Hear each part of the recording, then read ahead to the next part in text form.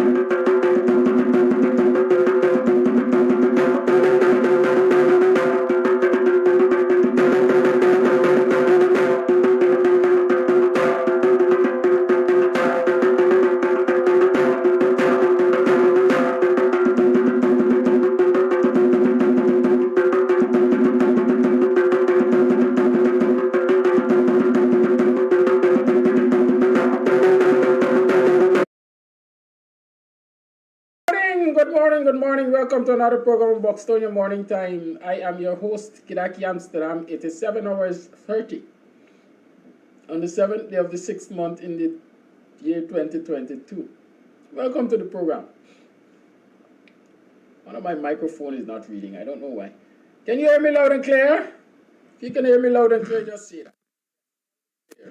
Say loud and clear so that I know that you can hear me. Okay? Because I'm not getting, one of my microphones is not speaking. Yeah? I don't know why. But why not?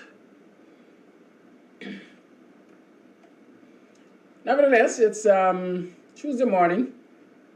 We would have expected ordinarily that former Minister of Finance, Mr. Jordan, would have been here. But because of circumstances, and he is unable to be here. Okay? But that doesn't mean that we are not going to be talking about things that impact us financially and otherwise. Because this morning, as you notice, the topic of the broadcast this morning, why not we? Why not us? Right?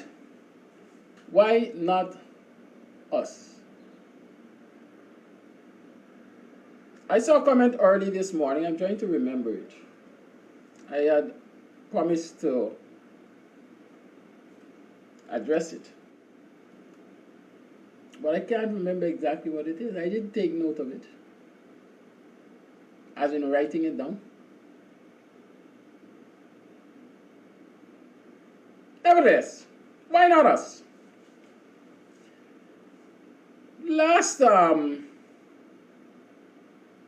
Last Friday, I think, was it last Friday I was chatting with Mr. Mentor? Or whenever I was chatting with Mr. Mentor the other day, I mentioned in passing the fact that the residents of Annandale, Louisiana were going to be receiving their $150,000 cash grant, one-off grant for fisher folk on that day. And I asked the question, how many of us are fishermen? How many of us are fisher folk? How many of us operate in that industry?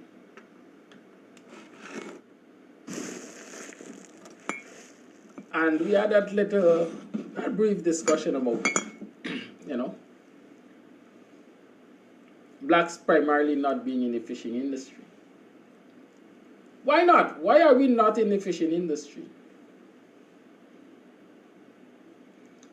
In that same conversation, I remember the young lady, and I eventually was reminded that her name is Alison Butters, who has I don't know if it still operates, somebody can educate me on that, the salted fish operation somewhere by the back road there, middle road, back road, somewhere in that La Penitence area. By the fire station, wherever the fire station is, somewhere around that area. And someone said she was actually carrying on her father's legacy, because her father, Butters, was into the trawler business or something to the extent. So, when I mention certain things, I don't mention them and leave them and move on. They continue to bog the mind. Why are we not in certain industries as a people? Especially as owners of the means of production, except labor. Because perhaps you could find us in a whole lot of industries, but not as owners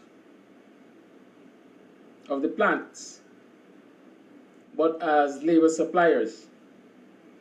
And quite frankly, as the market is right now, labor suppliers get the least. Labor suppliers get the least. I saw recently a video of someone explaining the difference of being an employee more so a public servant as against an employer or business owner. And in the simplest of terms, it says this. If you're an employee, when market situations change,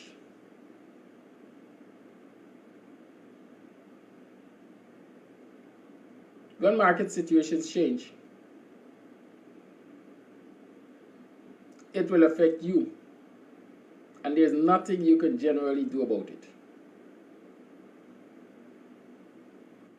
But if you are an employer or a businessman, business person, what you do is pass on the cost of that change to your clientele.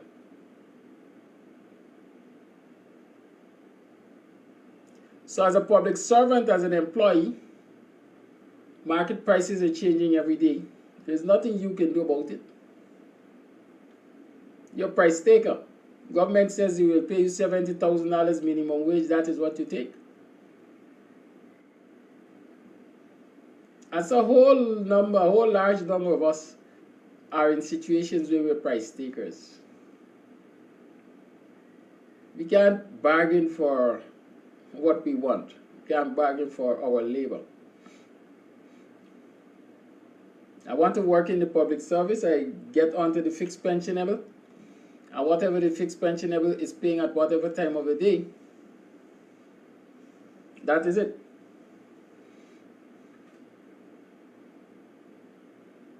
Those wages are not adjustable in real time. But if I'm a businessman and my wholesale supplier sells me a tin of milk for $300 and my markup is 10%, then I sell a tin of milk for $330. And so tomorrow he comes and he says, this milk is now $350. The price has gone up by $50. My 10% will reflect that price change. I will now sell for $350 plus 35, $385. And so that price gets passed on to the consumer. And when the consumer comes to my store and they recognize, hey, milk gone up. Public servant comes to my store and says, hey, milk gone up. What do they do? What choice do they have? What choice do you have? You could put the money in the water and squeeze it. Or you could buy the milk. Because when you check all your supermarkets, you recognize price has gone up. But with the increase in price, the store owner is not losing a thing, because that price is being passed on to you. Right? Likewise, as public servants, we accept price. We are price takers. Salaries are fixed. Allowances are fixed, not by us, but by the government, the people we work for. Or the people who work for us and make it look as though we work for them. Especially when union representation is weak. We take what they give us. They say 6% for 7 years, 6% for the last 2 years. That's what you get. That's what you take. And when market prices are changing and grants are being given out, they are being given out in sectors that you are not in, sectors that you don't control, sectors that you will remain price takers. So the fisher folk, however you define the fisher folk, will get $150,000. Call it one time. I don't want to make it too complicated, so I'm not going to discuss the grants that were given to the rice farmers and this person and that person. I'm sticking with fisher folk this morning because I want to demonstrate something to you. For the most part, the fisher folk owns the plant. the vessel, the fishing boat. Right? And the entire family, the entire staff on that plant, every single person, for the greater part, who works on that boat comes from the same family. Y'all know what I'm saying? Follow me. Why not us?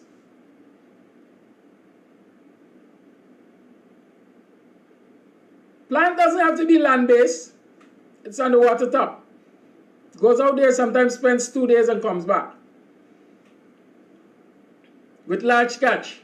Or even small catch, whatever. But let's continue to talk about this. The fisher folk. And I'm looking at it from one angle right now. The owner of that fishing boat. Number one fisher folk, the owner of that fishing boat. That fishing boat, dependent on size, for the greater part will have at least 4 fishermen. Sailors, crew members, whatever you call it. The captain and let's say 3 others, 3 helpers. Dependent on the size. Minimum. So here is a family that has a fishing boat. They own it. And have 4 family members working that boat.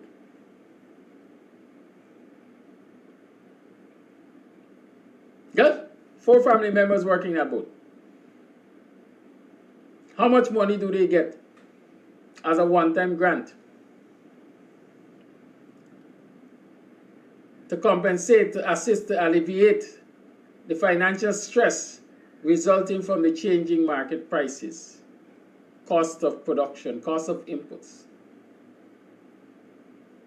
Let's talk about that.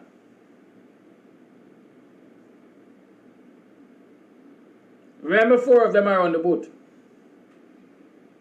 But the owner is usually never on the boat.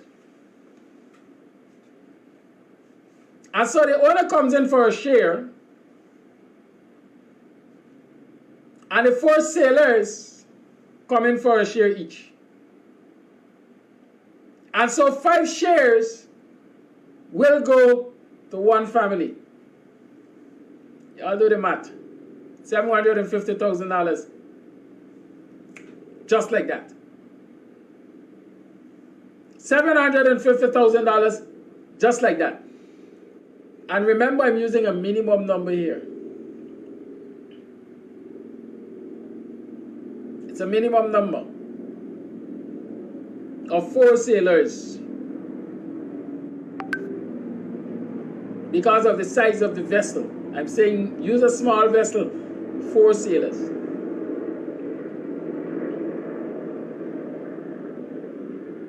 And so what you need to recognize here is that through this one-off payment to fisher folk, this thing has gotten a little more sweet. Because imagine when you got the owner of the boat, 4 family members working the boat, and a mother and sister selling the fish in the market, or selling some of the fish in the market. Then you have 5 plus 2, 7. Right? Am I right? So if 5 is getting 750, and the mother and the sister comes in with 150 each, you're talking $1,050,000 for one family. You think it's a long stretch of my imagination? If you think it is a long stretch of my imagination, go and check the fishing communities and see how they operate. If you think that's a long stretch of my imagination, you go and check Annandale, Lusignan, Unity. Go and check them and see how they operate.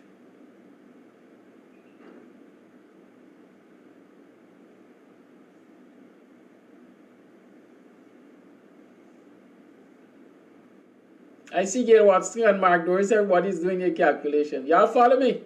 Otherwise, you're going to get lost. Right? So we can be talking about this thing which looks like small thing, as I call it, small thing on an individual basis. It's actually a big thing when the family is considered as a unit. Just like that, a family in Annandale, Lusignan, Unity, and so on, could be $1,050,000 richer with one cash grant. One cash grant.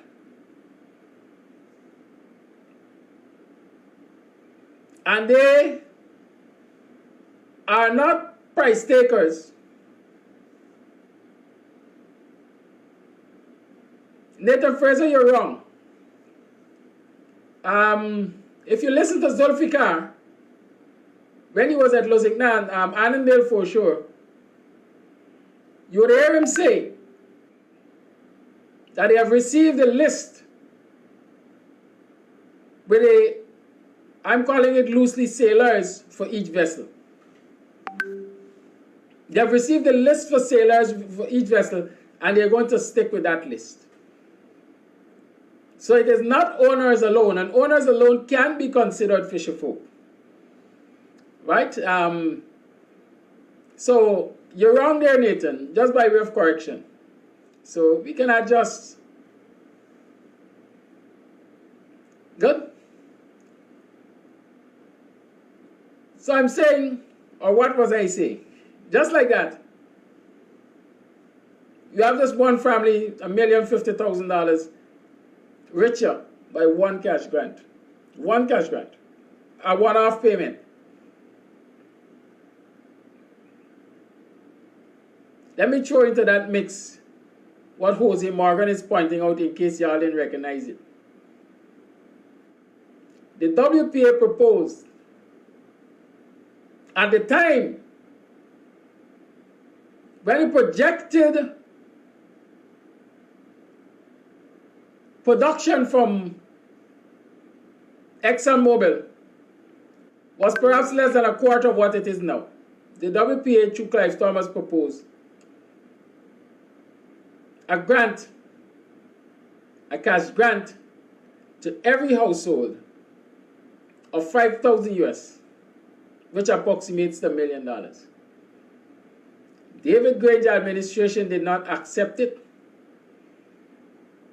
The PPP kind of hinted at liking it. But the possibility is there's an implementation of it via the PPP, but not universally. The WPA made a proposal for universal distribution of this cash grant. None of the administration has acknowledged that or have committed to doing it. But sometimes you don't say, I love you. You show, I love you. Sometimes you don't say, I hate you. You show, I hate you. As I said, there are many ways of choking a dog. It's not necessary for the PPP to come out and say, this Buxton proposal is great and we're going to implement it, because it would be a feather in the cap of the academics at WPA, because a lot of people like to say WPA is an academic party. So it would be a feather in the cap of the folks over at WPA for any of them to acknowledge it as a great idea for Guyanese citizens. So don't let us acknowledge it. But we can surreptitiously implement it by a sleight of hand. And so the possibility is we're having a sleight of hand here. Right?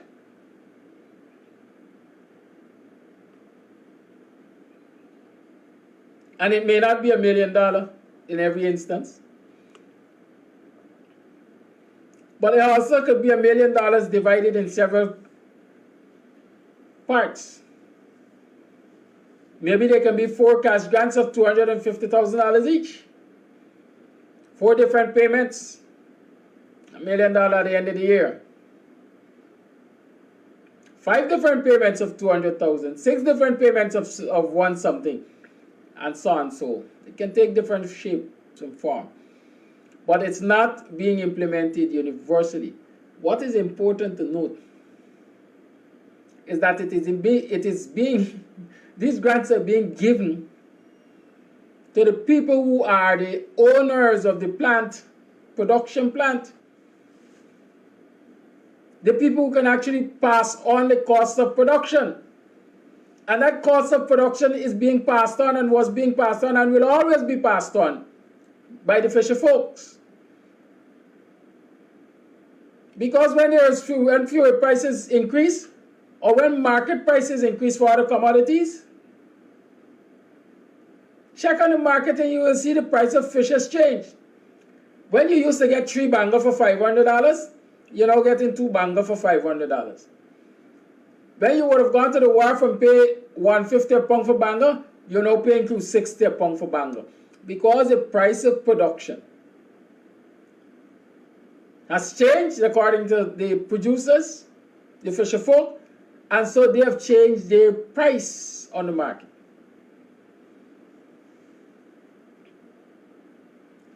And so they're getting 2 sweet out of 1 cane. Just keep that in mind. They're getting 2 sweet out of 1 cane. What are the public servants getting? What are the price takers getting?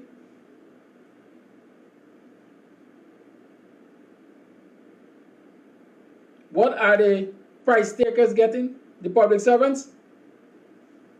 Not. Zilch. 0.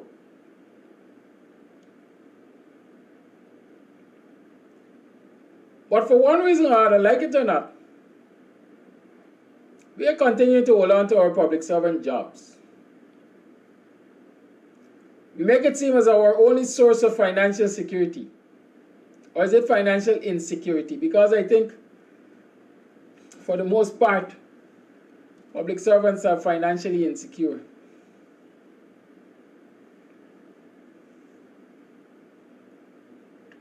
Because they live from paycheck to paycheck, paycheck within paycheck. For the most part, payday to payday. Some of them can't make the next payday. Some of them work for their rent money. How they survive outside of that is a mystery.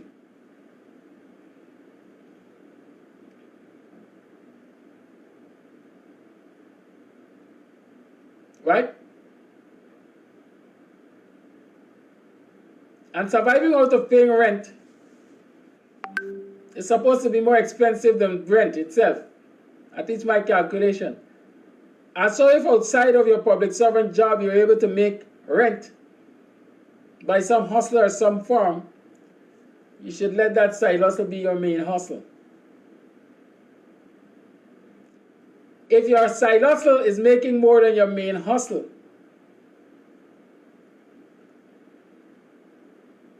then perhaps you need to use inverse. You need to invert it. Make your main hustle your side hustle, and your side hustle your main hustle. I don't know how you're going to make your public servant job your side hustle. But in reality, the question is, why not us in the sectors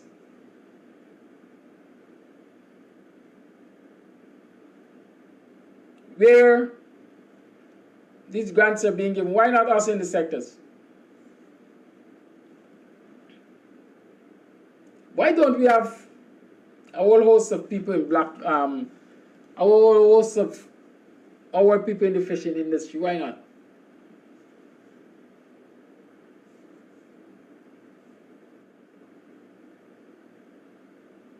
Why not?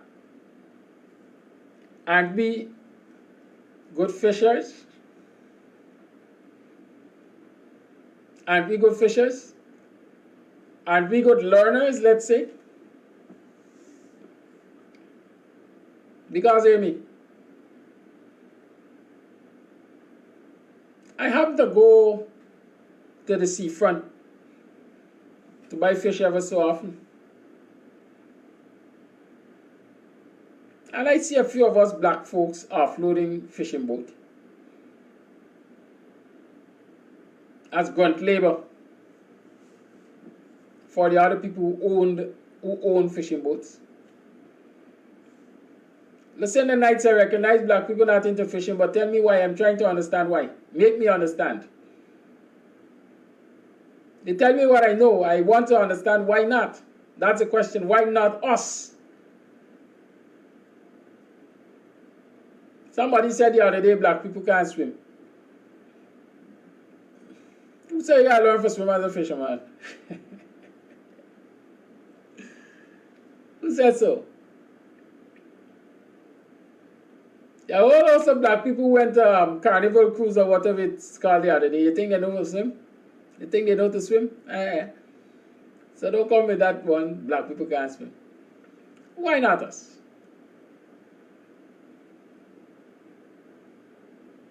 I know. I know of a few blacks right around Buxton who have worked on boats. And so they have the knowledge. But why weren't they able to move from being a sailor perhaps on a boat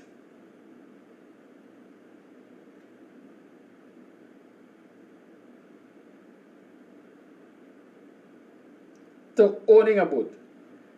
I know a lot of my villagers, for example, a lot of young men from my village who worked on boats in Guyana.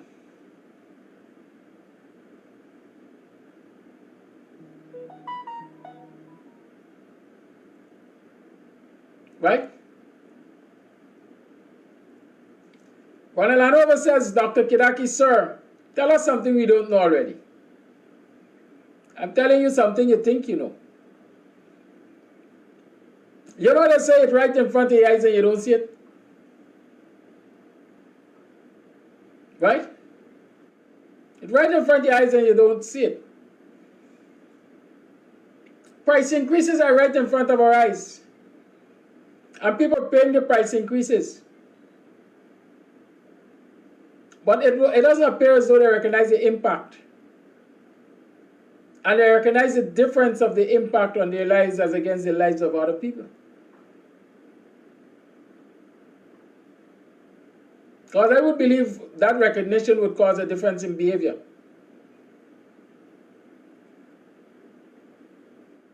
While public servants are made to pay these increases with no support whatsoever from the administration, other people are paying the increases. But they're getting support from the administration to pay the increases by way of these grants in these quote-unquote productive sectors. Despite the fact that those very people who are getting these grants are able to pass on the cost, excuse me, are getting to pass on the cost. You all have to excuse me, I have to get some liquid. I don't know what's that. God, what's it? Yes, to you folks. So yes, my friend, Hanover, allow me to tell you what you think you know. But that sidetracked me a bit there. So I was saying there are a lot of folks from my community, young men I know, who worked on boats, trawlers especially, in places like Guyana, Suriname and so on.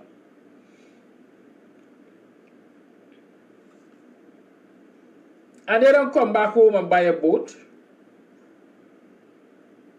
They might come back home and buy a minibus.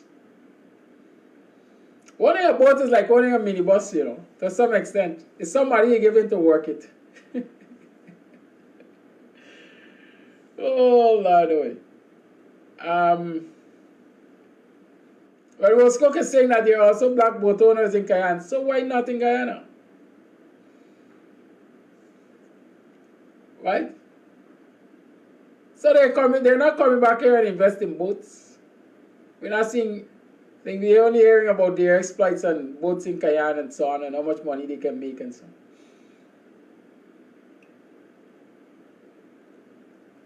Is it that there's an absence of an enabling environment locally for black people to get into fishing? That's a question I want to ask. Do you know the procedure to become a licensed fisherman? Because a fishing vessel, your boat that is, has to be licensed, just like a motor car has to be licensed to work the road, or a minibus. So has anybody investigated what is the procedure to get your vessel license? And whether or not black people get an easy time getting their vessels licensed?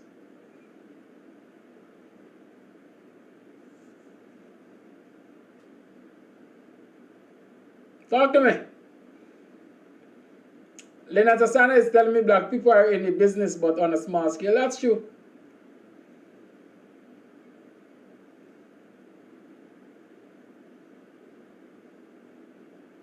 Are we talking minority here?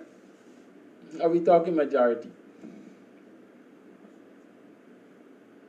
I am sure you have persons who benefited, black people who benefited as fisher folk. Because like I said, you got a few black people. Yes, this is like Shabu. You got a few black people who work on these fishing vessels, whether to provide grunt labor or otherwise. So maybe their names would have found themselves on the list and they would have got 150. But are we talking minority? At least I'm talking bigger numbers, majority.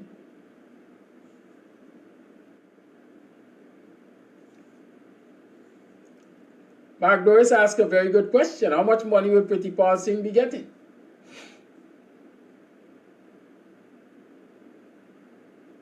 Right? And so here's a bigger picture. Here's a very important question. How much money Pretty Paul Singh would be getting? Because he falls under fisher folk. And if he gets money out of these grants for fisher folks, then I'm sure it's double or triple dipping. Because I'm sure he would have already benefited from sort of reliefs that were given to big industries, big industry players by way of tax relief and so on from GRA. So Mark wants to compound the issue here, compound and complex, right? But I'm just bringing this to the fore so as a people we can examine some of the things which affect us and we don't even pay enough attention to see how it affects us. You know, one of the things that is important in all of this discussion? Have you ever asked yourself how much money fisher folks pay back to this state as taxes?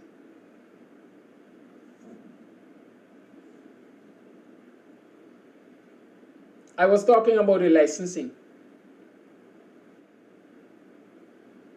I believe as long as they pay the licenses fee for the year, they have met their obligation. Nobody checks on whether or not they pay taxes.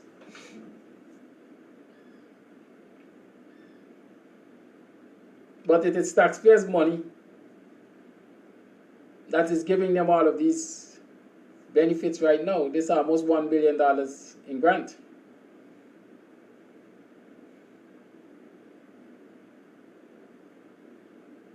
Almost $1 billion in grant.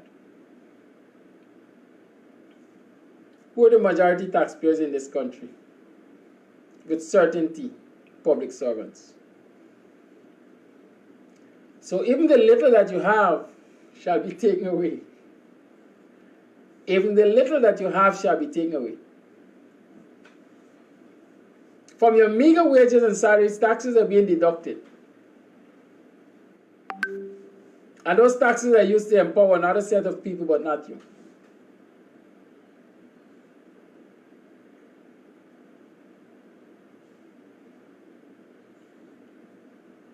Y'all got me? Have you taken time to analyze that? Somebody said blacks are not into the fishing business.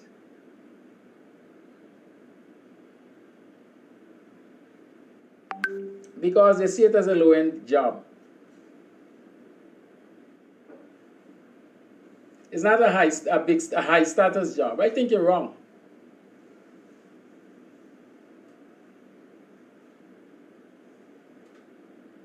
Right? I think you're wrong. You know, as a youngster growing up, we used to say the man who runs things is a gas station man. As youngster. Because you sell gas almost every minute of the day. You always got, when you look at the pump attendants, they always got a fat one. And people used to say, I want to be a gas station manager, boy. There's any money there. I want to be a minibus conductor. And you ask yourself why the society has deteriorated. Because people look at things at face value. I want to be a minibus conductor, boy. This is marry the money because you always have a fat one sitting down. Impressing all them little school girls. Wearing the latest. Could always buy a 2-piece meal. Right?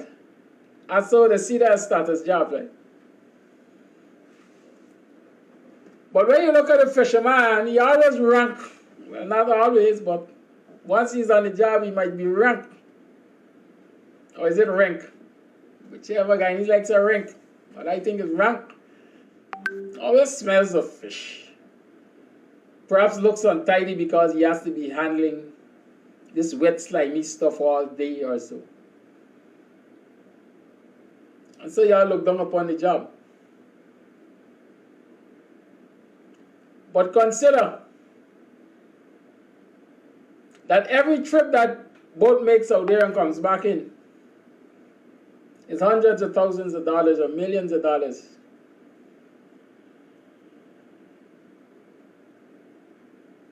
Cash money most times. So in 2 or 3 weeks, 2 or 3 days, assuming you make 3 trips in a week, because like I said, some go out there and they overnight. They spend a 2 days and they come back in and then they offload, sell and go back out and so on.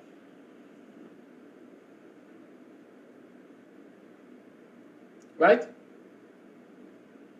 Consider that the owner of a vessel might be turning over $1 million plus in a week, and you call it demeaning, or you call it what? Low status. Why not us? Because sometimes we don't have the vision, we don't see far enough, we don't dig deep enough.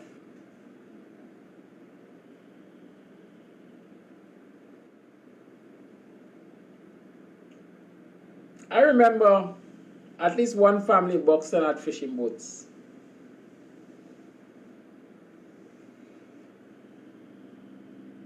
And not only was that family the happiest, I'm judging from outside, right? The happiest, perhaps most progressive when those boats were working. But the village of Buxton was also happy and perhaps more progressive when those boats were working.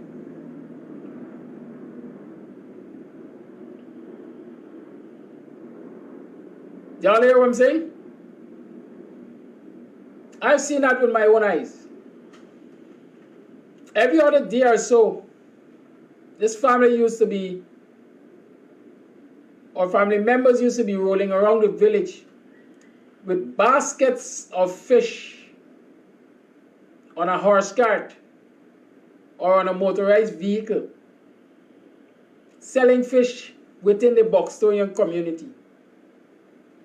Not only were we getting fresh fish, but fresh fish at a good cost. And people were buying that fish for personal use and resale. And so, by that family mere ownership of a vessel or two, industry and commerce was being driven in Buxton in the area of fish. Some people were buying for salted fish, some people were buying for fresh fish, and so on and so forth. And that family was thriving.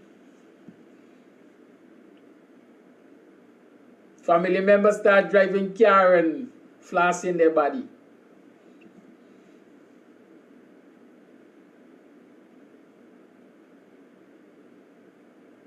Distraction came.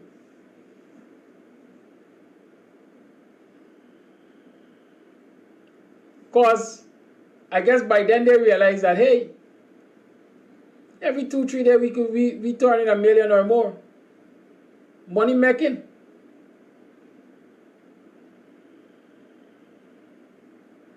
And in many instances, not understanding management of money. Misuse and misappropriation most likely took place. I don't know the circumstances under which those vessels disappeared from Buxton. But I'm just reflecting on, yeah, we had fishers here, we had fisher folks here.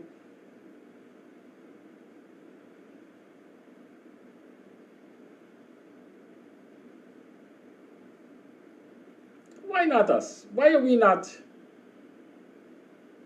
in larger numbers in the fishing industry? Why are we not in larger numbers in fertilizer importation? Because that's where the government seems to be pouring money. I think we got another $1 billion going to fertilizer again. Why not us? Is somebody not pointing the way? Is the industry which we are represented in small numbers too capital intensive? Because the fishing industry is kind of capital intensive, you know. Every day, once you're going out to sea, you gotta buy ice. And you gotta put food on the boats. And so if you go there and you don't get a good catch, your ice gone. You operate at a loss. Ice and gasoline, those are two things you gotta buy every day once you're going out there. Unless you're buying it in large stock. Or unless you're producing your own ice in large quantity. Capital intensive, come to think about it. Costs a good money management. So is it too capital intensive? Or are the regulations too stringent? It makes it difficult for us to get into the market. Many argue that one of the fallout Glenlal got with the PPP government right now is because they didn't grant him a trawler license. But they granted a Trinidadian a trawler license. So if they want to keep you out of the industry, they can keep you out through the regulations. So are black people suffering that fate? Is it being made difficult for them to get into the industry? Those are just some things I'm musing over. And I want to help you to muse. I want you to help me to muse over them. It's 8 hours 14. Why not open up the lines? And I want us to stick along this line of discussion. Why not us? The lines are open. 6225933 is the number to call. You tune to the Buxtonian morning time. Why not us?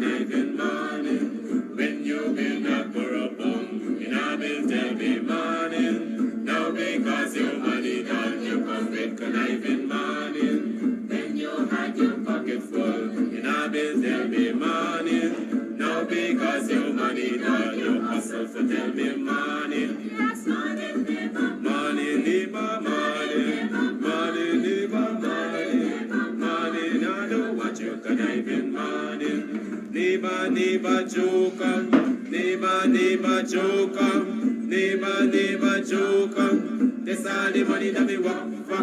A 2 pound note and a guilder piece. A 2 pound note and a guilder piece. A 2 pound note and a guilder piece. This all the money that me walk for. I said money, neighbor, money, neighbor, money, money, neighbor, money, money. I don't want you conniving money. Oh, Joseph.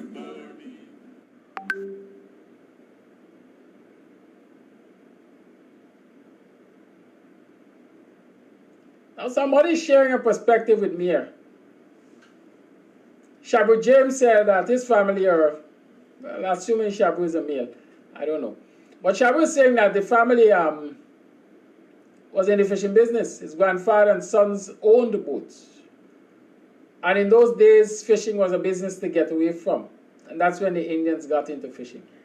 I would like to understand why in those days fishing was a business to get away from. But I would like to know that. Because like, they say great minds think alike. Fools also do, you know. So don't get conceited. Mark says one who was teaching this nation long before. So my question is, why was fishing a business to get out of at that time, Shabu? I don't know. I'm trying to understand. Because I would believe that when Forbes Barnum said, hey, forget the smoke herring from foreign, Yalu Mexal fish. Immediately, the value of fish went up. Because you can now make value-added products from fish. Good? And so the banger that people used to throw along, throw one side and say, I don't like banger. Banger is small fish, I want big fish. Now, took on a new value. It became salted fish. So the same banger that you would buy for $200 a pound, you take it and you salt it, etc., and you now get $800 a pound. The value has gone up 400%. Why then do I want to get out of the fishing business? Right? I don't know, I'm just trying to understand why fishing was a thing to get out of. And if you still are asking if it was the right thing to do, why did the Indians get into it? Right? They say one man's garbage is another one's treasure. And so y'all showed out.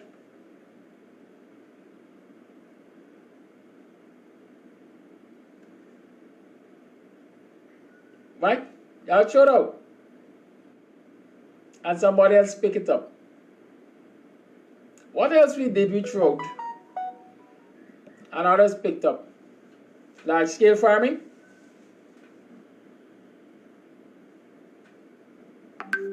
Because it seems we're not large scale farmers anymore. We're now trying to get back into large scale farming, and we're taking a whipping because we don't have the infrastructure. And the people who already have the production advantage, the productive advantage, their representatives are ensuring that they keep us suffocated for as long as possible because they're not providing the infrastructure to aid our large-scale production. In case you don't understand what I'm saying, large-scale farming is now dominated by Indo-Guyanese especially. And this Indo-Guyanese government is doing their utmost, we Guyanese like to say utmost best, they're doing their utmost best to ensure that large-scale production in Afro-Guyanese communities is restricted because they're not providing the infrastructure to aid its development. When I was analyzing the budget, I show you, for example, where in Indo-Guyanese communities and districts, you had a lot of farm to market roads being developed.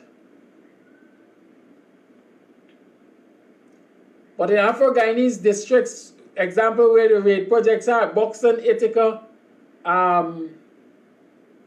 Triumph, and Mocha. They're developing no farm to market roads there. You heard of proposal for road developments in Mocha, Barnwell being disregarded. And so if we can prevent them from from large-scale production, then the areas which we dominate will continue to dominate large-scale production. And the income gap will remain there, and they will continue to have to turn to us. And we got them right there. Mouth is muzzled by the food it eats. Call your life, good morning.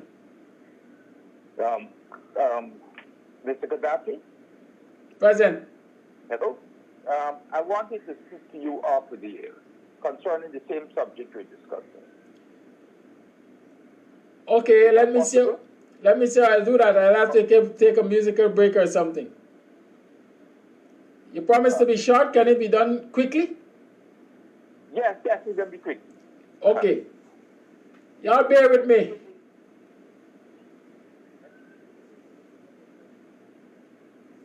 Yes, call. I'm listening.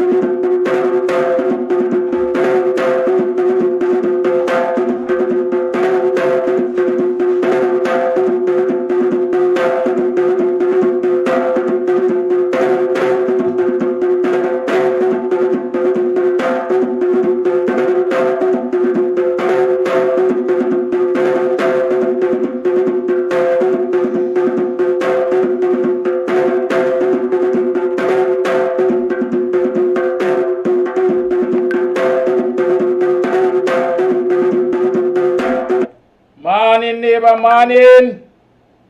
Are you morning? How are you doing, morning? Welcome to another program of Buxtonian Morning Time. It is 7 hours 14 on the 8th day of June in the year 2022. I trust you had a good day yesterday, man. It rained a little yesterday, but I trust the day was good. I trust that you made a lot of money, man. You know, money makes the world go wrong, right? Hope you achieve those set goals. Hope you are able to survive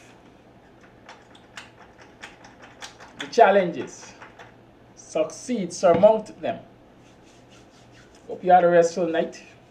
And of course, I sincerely hope that you're re-energized to face the challenges of this new day. Give thanks. What has been happening? Lots of things have been happening. Lots and lots of things have been happening. Major crime unit able to find missing body of accident victim. Oh, mankind is seriously wicked against each other. But we don't generally report on the crime stats and what is happening in the criminal world, except if it is a criminal on the world. I see there's a documentary circulating like wildfire, man, about Jagman. They call him a PPP oligarch. You know what happens to the oligarchs? If you look at the oligarchs of Russia, a lot of them have lost hundreds of billions of dollars around the world since the Russian war started. Ukraine-Russian, because of all the sanctions and so on. So when you look at some people, you hear that they're oligarchs, and you hear of some of the things that they do to their fellow man in the name of politics and business. You simply ask yourself, what does it profit a man to gain the whole world, yet lose his soul? The good book asks that. They got some people in this country who sit in on money, man, tons of money. But they could only enjoy it here. They can't step a foot outside, or they're gonna find themselves in problems. Right? As was it RoboCop? Back in a cage, Boardman, a lot of people will find themselves in their cages. Nevertheless, good morning again. It's Wednesday. Dr. Hinds is in the house. Last week we didn't get the benefit of talking with him, so we will have a lot of discussion this week. Dr. Hinds, welcome to the program. Good morning to you, viewers and listeners. Happy to have you this week. Always my pleasure. Well, as they say, you right now, what should I say, up close and personal to the quote-unquote tragedy, which is Guyana. Always up close and personal. Guyana is a work in progress. It is part tragedy, but part triumph. I look at you and look at a lot of other people and call Guyana just simply a tragedy. There are aspects of Guyana that are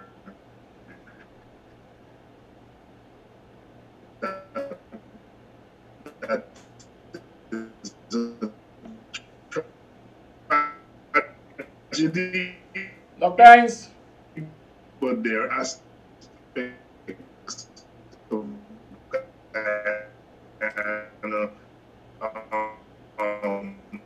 that represents something else. But the government may be a tragedy, but I wouldn't say the country itself is a tragedy. Although they're trying. Hello? I'd like you to start from the top again. Your internet is unstable. And so we hardly heard anything you said.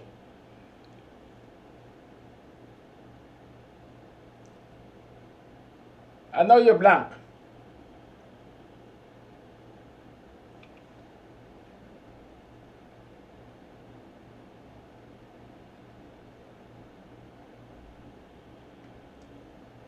Okay, we're having some technical difficulties as recognized with the connection to Dr. Hinds. I know you had a torrid time last night, man, and a lot of other social media influencers are having a torrid time with the quality of internet that they're getting right now. Many people say it's the internet actually, but in reality, there are interferences that's taking place, and so we have to work with it or work around it. Many of us are finding it difficult to even work around it, because one of the things I recognize, for example, this country is a slack place, honestly, and I get so frustrated sometimes GT&T Blaze service. I pay for GT&T Blaze, but I've tried on a number of occasions to use what we call a VPN, and it doesn't allow you to connect. Because a VPN, virtual private network, would basically allow us to bypass or avoid, for the greater part, those who are out to get us. And so if you want to use a VPN on GT&T Blaze, I think you have to jump through hoops to get it to succeed. Sometimes you just don't have that energy and resources. But Dr. Hinds is back on, and so Dr. Hinds, you were saying, you were responding to my reference to Guyana as a tragedy. We couldn't hear anything you were saying because your internet is of poor quality, and I think based on the indicators I'm seeing on the screen, it's even worse now. Yeah. Yes, it's worse now. It has moved from yellow to red. Is it a hard line you're using or Wi-Fi? Yes.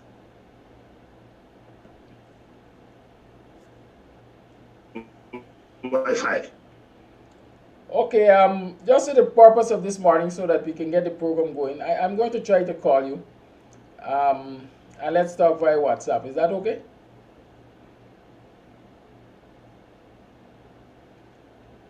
Let's say when you get mama, you got so granny.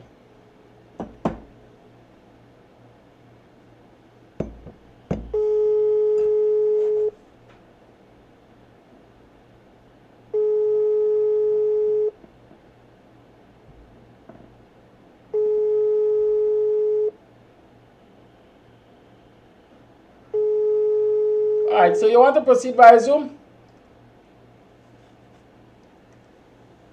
Doc, are you there? Yes, I am. Alright, good. It looks good now. Hopefully it's there it goes into yellow again. It's really fluctuated. But yes, you were responding to me when I referred to Guyana as a tragedy. We didn't hear that response. No, I was saying that while the government of Guyana may be a tragedy, I wouldn't say the country is a tragedy. I think there's so much for Guyana to be proud of, and so much of Guyana that passed the test of seriousness. Our governments have been tragedies, and I think we have to make that distinction between our governments or aspects of our country that are not up to speed. But I think by and large, you don't overcome slavery and colonialism, centuries of that, and be a tragedy, as a country.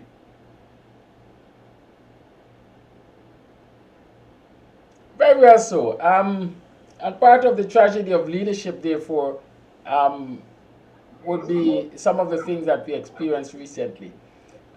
We didn't get to talk, you and I and the viewers, about that, the appointment of those constitutional bodies, the commissions, Public Service Commission and Integrity Commission. You know that the meaningful consultation that should have taken place really didn't take place. And the government went ahead nevertheless, and they constituted those bodies. What's your take on the kind of behavior, and where you think the opposition should be going with it in terms of reacting to that behavior?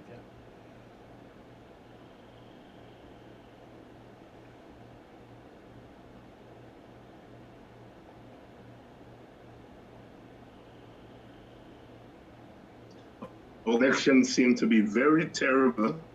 I'm sure it comes from my end. I was suggesting we do the program via WhatsApp.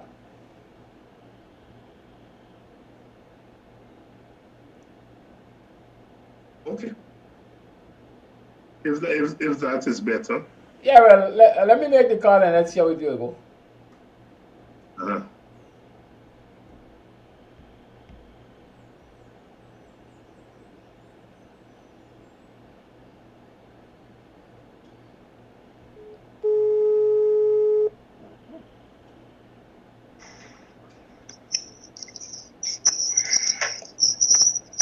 Yes, you're live. Hello? Yes, you're live. Good morning again. Good morning.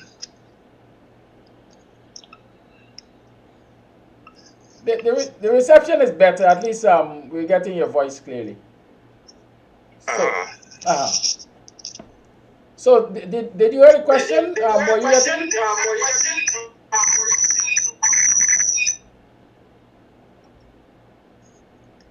Hello? Yes, Dr. Hinds. Right.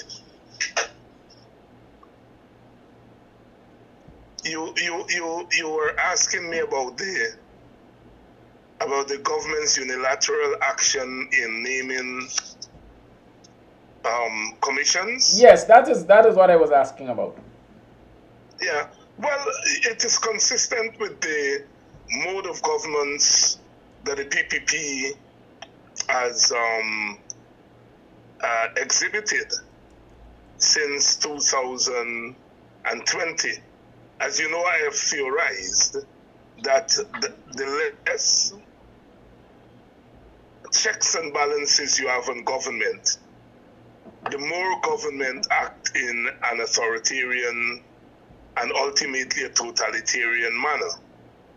And I situate the PPP within that context. So that's one. Second, that the PPP wants to take up all the political space. All governments try to do that. But this government in particular feels that if it monopolizes the political space, then it puts it in a better position to govern. The PPP has always had a problem with governing because it's a party that doesn't enjoy the support of people in the urban area, Georgetown and so forth, and it has to govern from Georgetown. And so it has constantly been looking for ways of how to govern the country from Georgetown while not enjoying the support of the people in the city. And one of the ways it has decided to do so, evidently, is to take up all the political space. And that if you take up all the political space, then you monopolize the politics, you monopolize the economics, you monopolize the culture, you monopolize the media. And so therefore the supporters of the opposition in the urban space become alienated, frustrated, turn on their own leaders while you govern. So I think what we are seeing from the PPP here is really a mode of governance that it has decided will work best for it. So when you take something like the constitutional requirement to meet with the opposition leader, what the PPP has done is try to frustrate that. For 2 years, it didn't meet with Mr. Harman under the flimsy excuse that Harman did not recognize them. Of course, Harman doesn't have to recognize the PPP for the PPP to carry out its constitutional requirement. Now you have an opposition leader.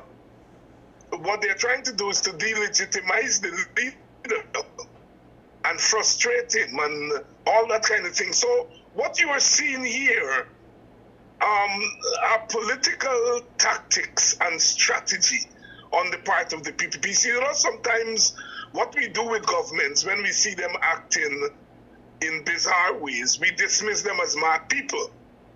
But they're not mad people. The PPP has worked out a mode of governance.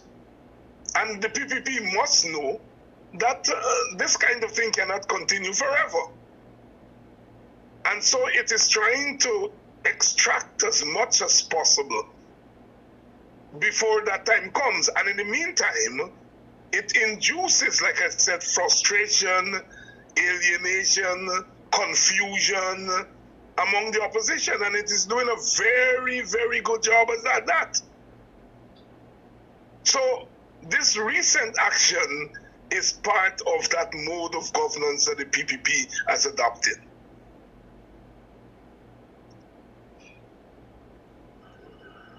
And so with the adoption of that mode of governance, the domination of political and economic space, how does the opposition respond, let's say, to reclaim that political space? Because I don't know the opposition should respond. I don't, you know that that's a question I don't like to answer. And let me explain again why I don't like to answer that kind of question. When you're opposing a dictatorship,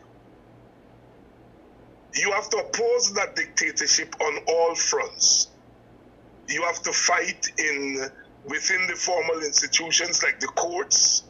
You have to use the court. You have to fight on the streets, because often that is what is available to you. And you have to be creative, because you're dealing with an opposition, and it's difficult to discuss those things in public, because when you discuss what the opposition should do, first of all, you are signaling people like myself who belong to a political party. You're asking us to signal our tactics publicly.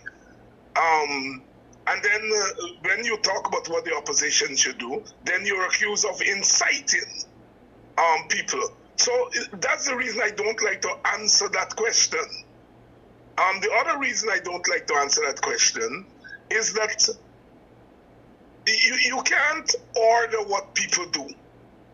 A lot of times what people do in politics is spontaneous. You have to plan. If you're the opposition, you have to plan for all eventualities. But often, political action against dictatorship is spontaneous. Something happens. Somebody gets arrested. Somebody gets killed. And there's a little strike here, and that spark sets off a firestorm, if I may use those images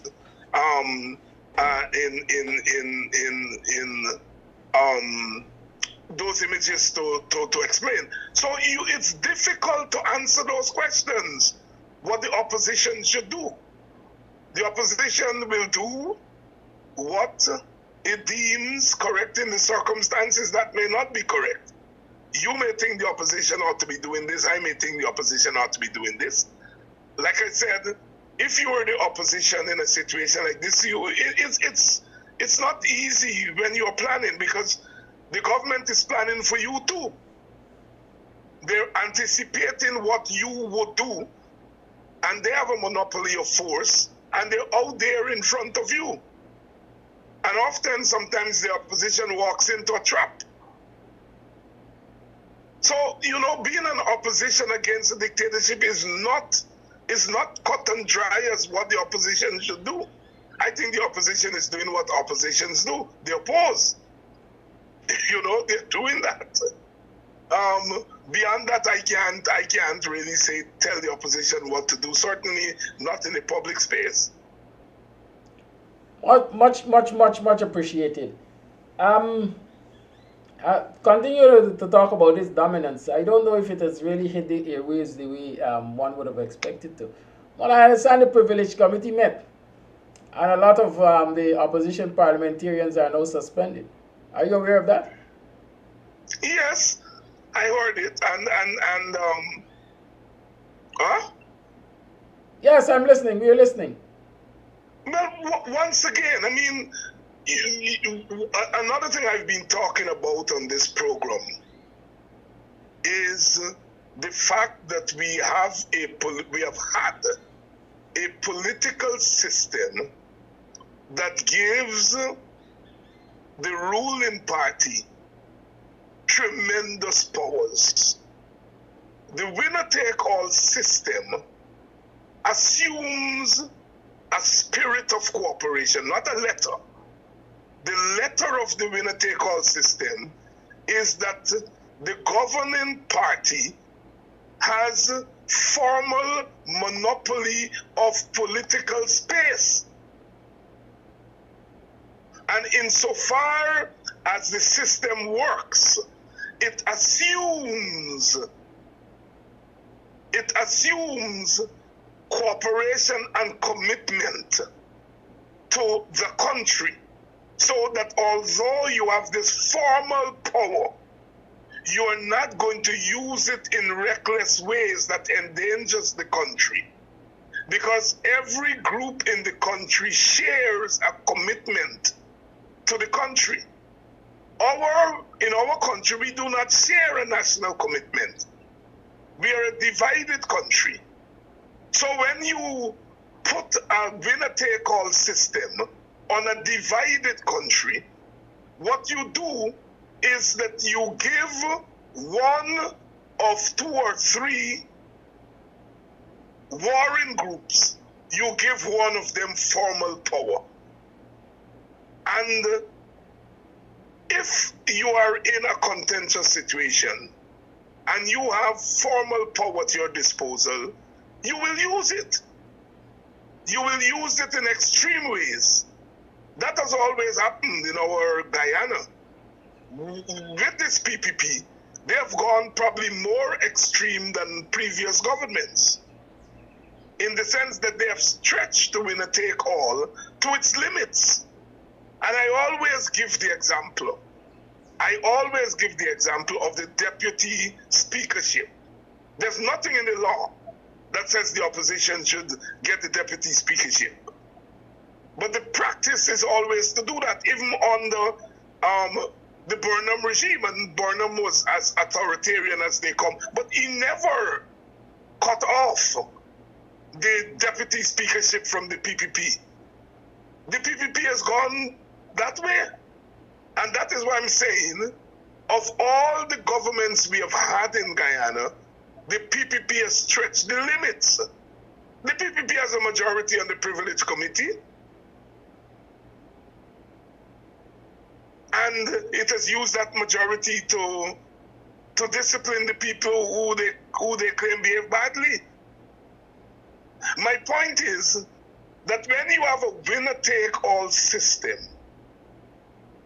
that gives total power to the governing party, then you have to rely on checks from outside of the formal system. Because the formal system doesn't have very many checks on government. Those checks have to come from outside. The threat from outside the formal system, that threat may come from the army and the police. That threat may come from external forces, big countries. That threat may come from a militant opposition. That's the threat. So the winner-take-all system works when you have those external threats that makes the government, despite of its access to formal power, it will hesitate, because it may wonder by what the police and the army would do, what America and Canada and England would do, what the opposition will do. And so therefore the system has worked not because the system itself is democratic, but because there are threats outside of the system. And unfortunately for us, since 2020, those checks, external forces, army, police, opposition, those threats do not exist, or so the PPP believes. And so it acts like that. What I'm trying to do here is to explain to our people why the PPP is acting that way. And often when you ask me what the opposition should do, I can't tell you what the opposition should do, but I can tell you where they push back against dictatorial regimes come from, or ought to come from. And so when you open the newspapers and you see the PPP went to the Privilege Committee and suspend people from Parliament and so on, that's what you call routine politics. They have the power to do it. They have the power, and we have to understand that the winner-take-all system in the context of Guyana is bad, because it gives formal power, total formal power, to the governing party.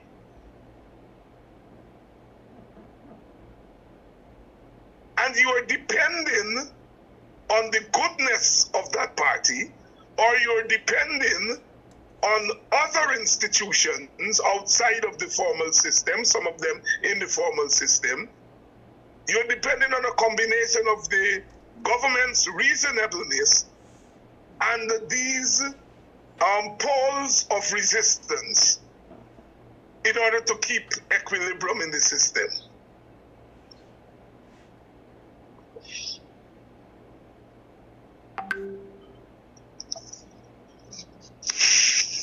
Thank you for that explanation. For persons who are asking about the privilege committee issue, what was the matter? This was the privilege committee's hearing on the Mace matter. The matter when the Natural Resource Fund yes, was the passed, the mace, and there was the commotion. There was the commotion in Parliament, and they were taken to the Privileges Committee, which is headed by the Speaker. And the Privileges Committee met and suspended some of them for 4 sittings, some of them for 6 sittings. And the opposition was not present when this happened. You know, not that the opposition could have done anything in terms of numbers, because the opposition does not have a majority in the Privileges Committee. But one may argue that their presence there could have ensured that instead of suspending people for 4 sittings, suspend them for 2 sittings or 1 sitting, as the case may be. But again, these institutions are premised on the notion of majority. It's a majoritarian system. And as I said, you are depending for the system to work effectively. You're depending on a combination of the reasonableness of government and that you have institutions in the society that serve as implicit and explicit checks and balance. So in a society like ours, where the army and the police are dominated by Africans, in the past, all PPP governments have been mindful of that.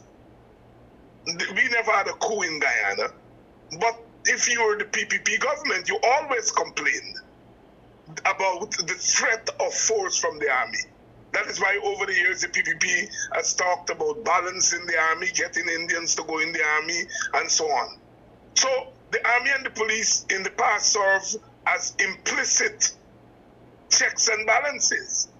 The PPP have to be careful about what they do, not because the army and the police ever tried to bring a coup, to bring about a coup. That never happened. But the fact that they are peopled by people of the opposite group, and we know the army and the police vote 90-something% PNC over the year. So it's not that you think, you know that politically they support the opposition, ethnically they support the opposition. So they serve as an implicit threat. What the PPP has done over the years, it tried first to get Indians to join the police and the army. They didn't. And so what it decided to do is to manipulate the leadership of the army and the police by doing a couple of things. One, compromising the African leadership of the army and the police. And secondly, strategically appointing people it perceives to be supportive of them, mainly East Indians, but not always East Indians. The present Prime Minister was a PPP at the top of the army. So what they've done is that they've neutralized the leadership of the army and police. And as a result, they are less fearful of the army and police being a threat to their dictatorial designs. Now, they would know that in many countries around the world, there have been coups by persons who weren't generals, regular ranks in the army, in some countries in Africa, and so on, have seized power. But you see, in our Guyana, our army has always respected civilian rule. We do not have a history of coups. So if you're the PPP, you're saying, okay, I control the leadership because I've neutralized them. The threat of some non-commissioned officer or officer of lesser rank leading a coup is almost zero, because that is not part of our culture. So if you are governing, you're trying to neutralize the areas that are trouble for you. Look at the public service. Look at the tactics the PPP has used. First of all, it uses contract workers. Secondly, it has weakened the unions by taking away the power of bargaining from the unions by making unilateral decisions about wages and salaries. And so therefore, you neutralize a public service which could cripple the government through strikes by employing those tactics. So the unions are no longer as powerful as they used to be. The workers are unlikely to go on strike, because when you go on strike, it's your jobs that's on the line, it's your livelihood that's on the line. And in the old days, the unions took care of those things. So you neutralize the military, the police, you neutralize the public service, the external forces are on your side, they have to bring you to power. When you put all of that together, you've weakened the opposition, because the opposition doesn't have access to the strike weapon that it used to have. No opposition, no big uprising in Guyana was successful or part successful without the labor unions. In the 1960s, we knew of the 80-day strike. You come under the PNC, you had the Ryla strikes at Linden in the early 70s. You had the PPP 135-day strike.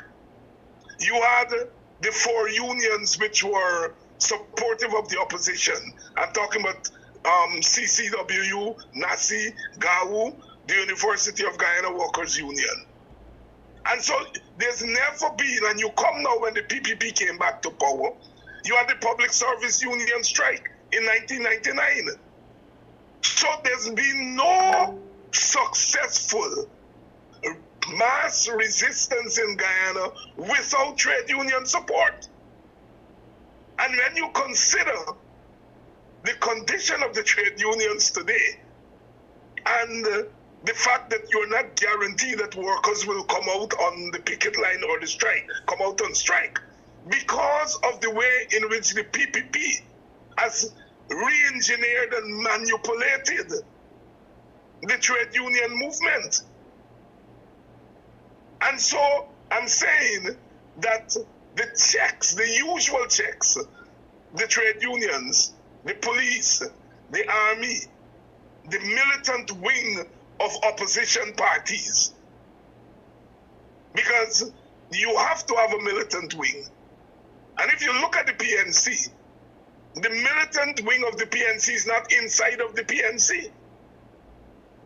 In 1997, Hoyt led 1997, 1998, Hoyt led the movement, but it was the militant wing led by people like Aubrey Norton and others who really organized the demonstrations. And they were putting 20, 30,000 people on the road daily. That's not an easy task, but they were able to do it because they had a militant organizing wing of the party. The party general secretary was a militant. You see? So the PPP has studied those things and they've closed some loopholes. It means, therefore, that if they've closed some loopholes, the opposition now has to open new avenues of struggle. And it's not easy in a small society to do that. I am not making excuses. I am basically saying sometimes we think that, you know, a struggle, resistance movement just operates just like that. You're dealing with an opposition. You're dealing with a government that is ahead of you. It can afford to be ahead of you. It has access to formal power. It has access to money to spend. If you're compromising people in the top echelons of the army and police, you better have a lot of benefits to give them to buy their silence. And often the government is ahead. Now, I am not saying all of this to say that there should be no resistance and that all is lost. All is not lost. Because, like I said, the more authoritarian a regime is, the more it opens up opportunity for resistance. Because people are going to find new ways of resisting. People are going to find new ways of resisting. I said on my program last night that people like you and others and me are being accused of militarizing the opposition supporters, telling them about the revolution and struggle and so on. And I had to remark that often the people are ahead of us. The people are ready for a certain kind of struggle. And it's we, the leaders, who are trying to not, I used the term hold them back last night. And in many regards, we are doing that. Because we sometimes don't, I was at Ted Semple's funeral, and I'm telling you, people came up to me crying. People came up to me saying some things I can't repeat here. A woman gave me a number and said, when you're ready for pathway, call me. So we sometimes believe the people are doing nothing. And it's not the people who are doing nothing, the people are ready. And it's the leaders who have to figure out how to harness the energies of the people. So, you know, this is a complex undertaking, my brother. And it calls, at the beginning of the program, I hear you tell people they survived yesterday and you're into another day. This is a full-time, it's a full-time undertaking. And you prepare because you know not the hour. You know not the hour. You don't know where that spark is going to come from. But I can tell you that spark is going to come. And one day we will wake up, you know. I always give the example, the people of Grenada went to bed on the night of March the 12th. And they woke up on March the 13th. And they heard on the radio that the government of Gary was overthrown. But what was remarkable was that the people were being mobilized. And so when they heard the government was overthrown, all of Grenada came onto the streets and defended that revolution. Had they not come onto the streets, in 2 to 3 days, the Americans may have landed troops there. Gary may have come back with his private army. But because you mobilize the people, when the revolution actually happened, the people came onto the streets. So sometimes people say, well, you all talking too much. Talking is mobilizing. So that when that spark happens, the people are ready. They're armed with knowledge. They're armed with the mobilization, and they're ready to come onto the road. Sometimes we want people to come out on the road to start the revolution. It doesn't happen like that. Sometimes there's a little spark, something happened, the police beat somebody, killed somebody, And then the people come onto the streets. We want people to come onto the streets before. You know what I'm doing here is trying to explain struggle and explain resistance. The important thing is to be ready. When the roll is called up yonder, I'll be there. The Christians will tell you that. Be ready. That when your number is called, that you have made right with Jesus and God. And we political people will tell you, make sure you are ready, that when that moment comes that we need people, boots on the ground, your boots are ready.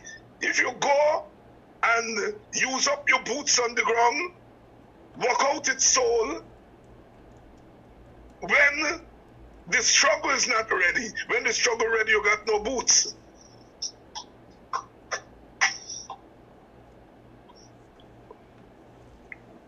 Thank you. You know, let's continue to talk about the domineering attitude and that spark. Let me refer to that spark. You keep mentioning spark, and every time you mention spark, I hear ropes and bend. I'm talking about quote unquote opposition elements overseas instigating fires in this country, and they will be arrested upon return and so on. What was your immediate reaction when you heard that coming from? No. I understand language well. When I talk about spark, I'm not talking about what ropes and Ben is talking about. I know, don't at all say I'm not. Ropes and Ben is saying that people want to burn down Guyana, and he will arrest them when they come. When I talk about spark, I'm not talking about burning down Guyana.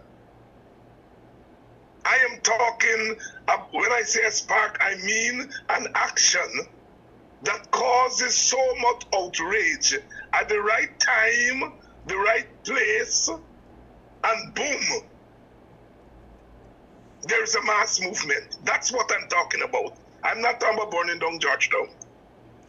I know, I just wanted a clarification, number one, that's not the kind of spark you're talking about. And I also wanted your reaction to that allegation or the assertion of ropes and bend in relation to overseas activities. Well, I will say burn them. I will say to ropes and bend, burn them. I will invoke the black stallion. Peter wait, look, ropes and bend by the gate, Bonnie. Peter wait, look, Orphan Alley by the gate, Bonnie. Wait for them at the gate, like with St. Peter, and burn them. I am using, if you want to talk about Bondong, I'm not interested in his Bondong. I'm interested in the spiritual burning in hell. That's what I'm interested in. And people like Robeson and Jack Dio and them will burn in hell. And people like myself want to be at the gate with St. Peter.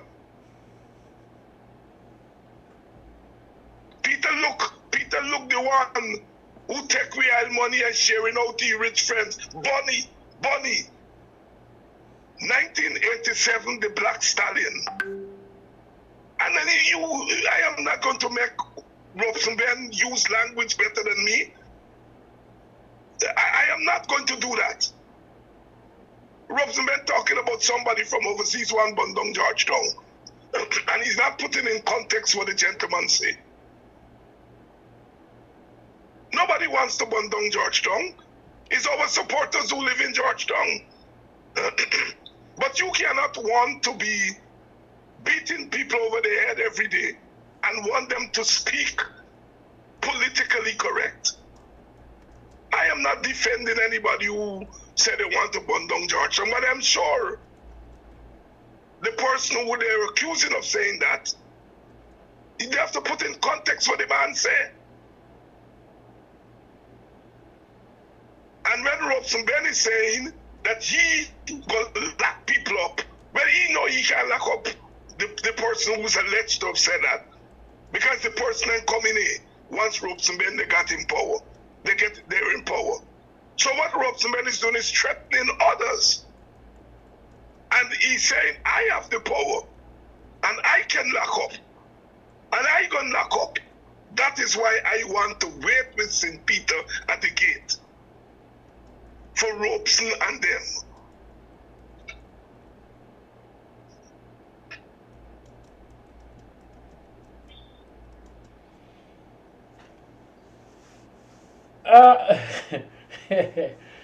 I notice. And what I mean, in case you need me to explain, there will come a time when Robeson, Ben, and them will have to relinquish power. There will come a time when they will no longer have power. And somebody will tell them, well, now you don't have power, I will lock you up. So you can talk about locking up people when you have power. Think about when you have to meet St. Peter the gate when the power is when you no longer have the power. Somebody now gonna lock you up.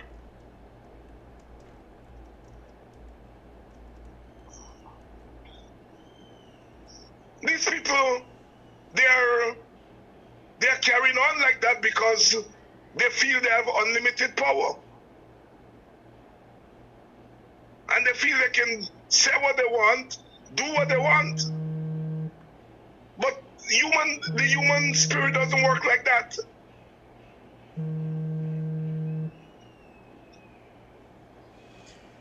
Very well. I was about to ask you about that handshake. I heard. If I were Norton, I wouldn't shake his hand. I seen this morning papers Norton said he was bullied and so on and thing. Yes, I really wanted to know your reaction on the fact that the handshake took place and then Big Man Norton complains that he was bullied. Well, no, he was bullied. You know, I mean, the pressures on Aubrey Norton is not the pressure on you and me. I am not an opposition leader, you are not. And there are things that you can do and I can do that Norton cannot do. Norton is opposition leader. There are traditions. You have to act politically correct, and we have to tell you we can't judge Norton by the standards that we judge ourselves. And I can understand the pressures on Norton to shake your hand. In the first place, I wouldn't get invited to those things. And the second place, I don't think Orphan Ali would come to shake me hand. So I don't have those pressures. You know, but I understand the pressure Norton is under, and that is why I don't get into the business of criticizing him for every little thing. Well, I certainly am not criticizing him. I'm just trying to understand the fact that the act happened and then they comment that I was bullied. You see, me, I have already had my predetermined positions on these things, which I've made public. I won't shake Jack Dio's hand. I won't shake Irfan Ali's hand. Well, Jack Dio wouldn't want to shake you on. Well, there's a story. Right? So why would they want to... Jack Dio wouldn't want to shake you on, so you don't even have to worry about that, Kidaki. That's my point. So why they want to shake Norton's hand, especially with all of these cameras? Because Norton is the second most powerful man in Guyana. All right. So what? Put that in our pipes and smoke it. Very well. He's the second most powerful person in Guyana. And Orphan Ali knows that. Orphan Ali knows that if he shakes Norton hand and there is a picture and that goes viral, it gives the impression that all is well in Guyana. So that's what I'm trying to understand. That's the agenda behind the handshake with the many cameras. Yes. And shaking you on or me on won't give that impression. And so I was explaining earlier in the week also. Earlier in the week I was explaining that when a lot of the opposition parliamentarians and officials and so pose up with Jack Dio and pose up with Irfan Ali and this body and the other to take photos, they are being drawn into a game perhaps they don't understand, or they pretend that they don't understand that this No, is they part of the understand, propaganda my to say. brother, that is the culture. Uh-huh. That is the culture. Your elder, E.U.C. Guyana, when he was Minister of Works and Communication in 1953, he lived in Buxton and he traveled from Buxton every day. The people in village would tell you the number of the car up to this day because he would stop at the road and pick up them lady who were going with their fruits down to town with the state car. He would give them drop down to town. And the white man, governor, one day asked him, Mr. King, when are you moving to Georgetown? And Guyana said, he looked at him and said, what moving me to Georgetown? I'm a countryman. I live in the country. You see, there is a middle class culture that in the old days we call Georgetown culture. You know, that if you're from the country, you don't understand. You don't understand that people cuss up one another in politics today and then pose the next day for a picture. It's today we call it political correctness. And you have to understand that it's not that they don't understand the game. One day they will show their children and their grandchildren, I took a picture with the president. So it's positioning for recognition. No, it's not position, it's culture. It's culture. Culture is not positioning. Culture is tradition. Okay. I'm sure I'm not going to fit into this. It is just like you as a country boy, you walking down the road in Buxton and the police is taking advantage of somebody, you will stop. And you will tell the police, don't do that. Not because you're positioning yourself. It's because it's culture. It is the culture, the political culture, that you see advantage taken, that you stop and give representation. You're not positioning yourself. You are part of a culture. Valentino, brother Valentino from Trinidad, he has a song, Life is a Stage. And we are the actors, you know, he's borrowing from Shakespeare. You know? Life is a stage, Kidaki. And we are the actors.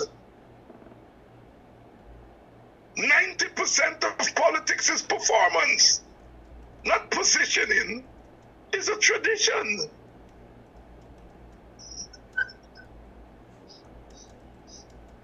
In the same statement, Norton said it can be business as usual. How do you read that statement? Norton is right. And therefore, what should change to make it unusual business? I don't know. I am not Norton. No, I'm asking for your perception, not Norton's. You're asking me what I think, what Norton, when Norton said there should not be business as usual? Well, I'm saying Norton. I'm saying Norton says it cannot be business as usual. You agree that it can be business as usual. I'm asking you what changes will make it business unusual. Norton make the statement, all you have to do is to talk to him. I will talk after him. Dr. Yeah. You know, Brother Kidaki, there are some things we cannot discuss in public. If Norton says it's not business as usual, I'm sure he knows what he's saying. And I'm sure that 95% of what he means, he cannot say in public, and we should not put him or put me in a position to have to say those things in public. Very well, sir. I think we should be satisfied with him saying it is not business as usual. You ask me and I say I agree with him. I think we should move on. Norton should not be pressured, or I should not be pressured to spell out what I mean by not business as usual. Very well, because you see, I ask these questions because while I'm hearing the opposition leader saying it can be business as usual, I see the current administration carrying on business as usual. They just gave out, or they are in the process of giving out almost $1 billion to fisher folks. And why shouldn't they? The majority of which are their people, of course. And why shouldn't they? And nothing to the public servants. And why shouldn't they? Public servants didn't vote for them. That's the order that we live in. It means that when the public servants, who they vote for getting to power, they better let them learn how the game is played.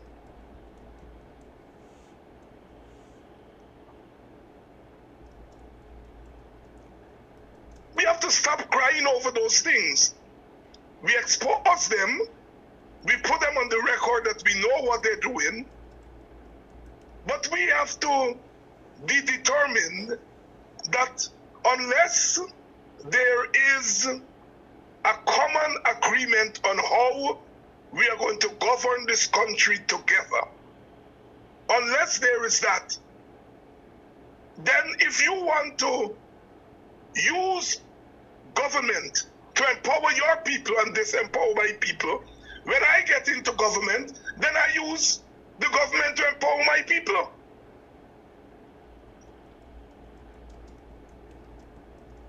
I would prefer it to be otherwise, that we sit down and govern together and empower all of our people together. But the PPP don't want to share power. I don't think the opposition want to share power. Sometimes you hear it on this program. Very good people say power sharing is bad. So we live in a society where we agree that when you get power, you try to hold on to it as much as possible. You use government to empower your people, and when the power slip away from you and it's my turn, I do the same thing. I don't know that will lead us to a united country and a stable country, but obviously that's where the major political parties are comfortable.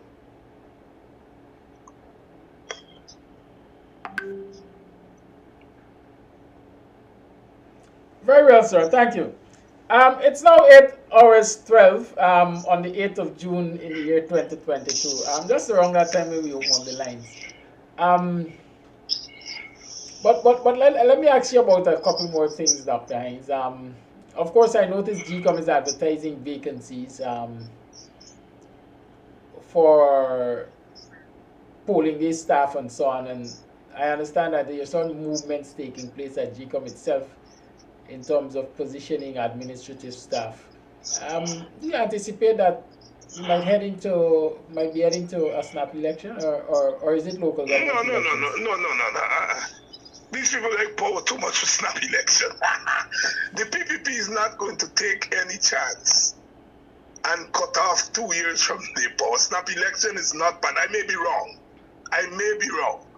But I do not believe that parties in Guyana are into the snap election business.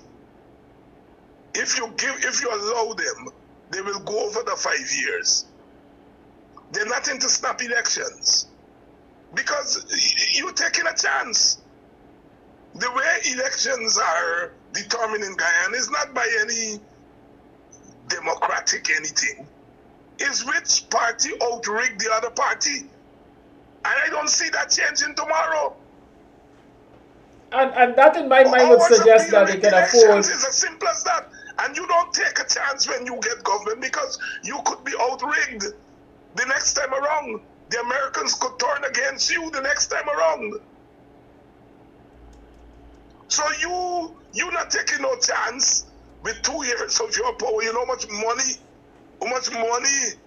in 2 years that the PPP losing, that the PPP not getting to put in the friends' pockets.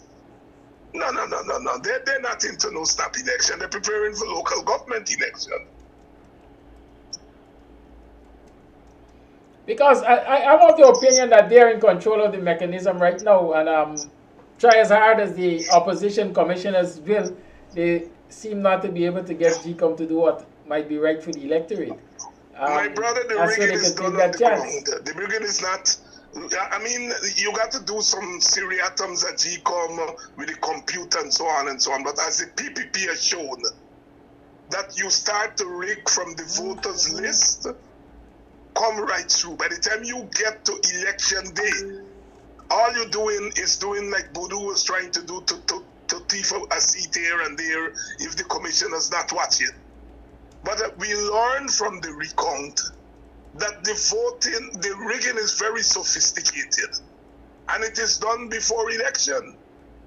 And now that the opposition knows, not that it didn't know before, but it didn't watch the PPP enough, I am sure, it's going to be big tangle on the ground at the next election.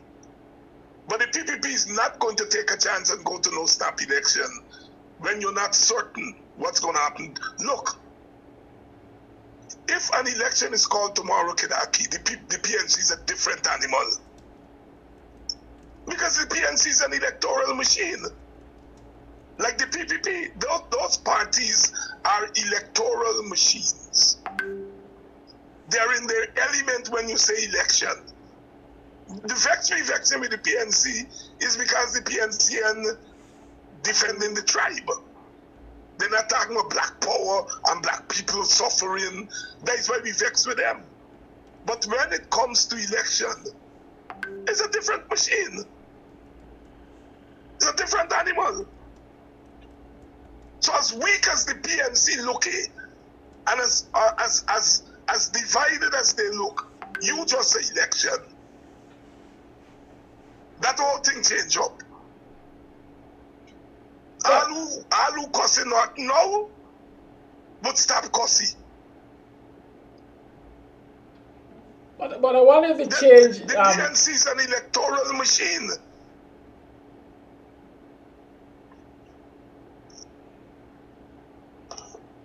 Hello? Yes, I was about to ask her. I'm wondering if that change at that time would be effective enough to bring home the bacon, as they say.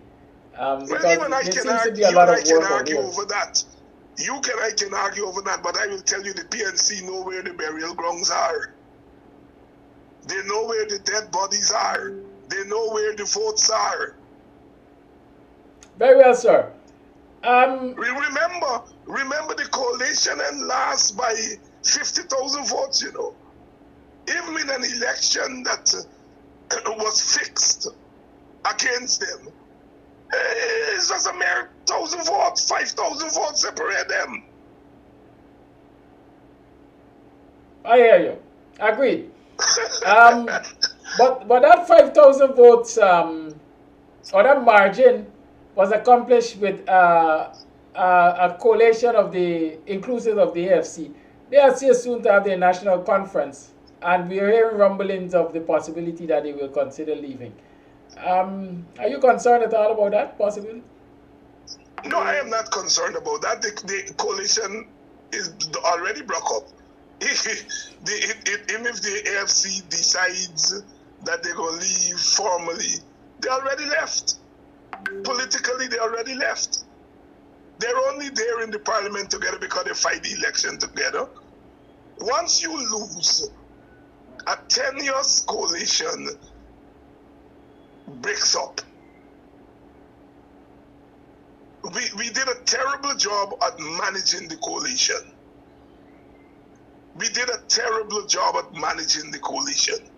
And so once we lost, the coalition, for all intents and purposes, is over.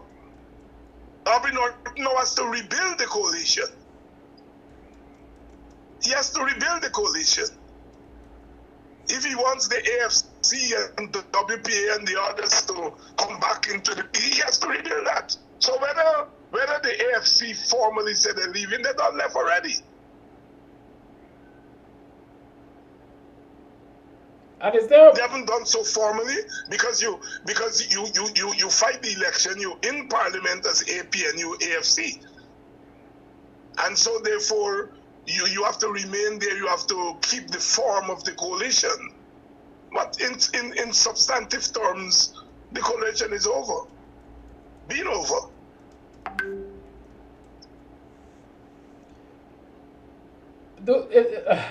Looking at recent, well, you said it's cultural. I was about to ask. Well, I will ask. Look at the recent shoulder rubbing and so on with the leader of the AFC and the folks over the PPP there. Is there a possibility that the AFC support could be thrown in that direction? No. I don't think, I don't want to go there. Look, Kanaki, we're a small society. Cameron Crampton came out of the PPP. A lot of those people that man grew up with, a lot of those people are his friends. You can't beat up on the man because he rubbing shoulder with them. If I meet Donald Ramutar, Clement Roy, Gail Teixeira, that generation, those are people who I grew up in politics with. We are of different parties. And I would be cordial to them and they'll be cordial to me. I would shake their hand. They would shake me hand. Them little boy, Orphan and Jack Dio and them, I don't know them. They're different creatures.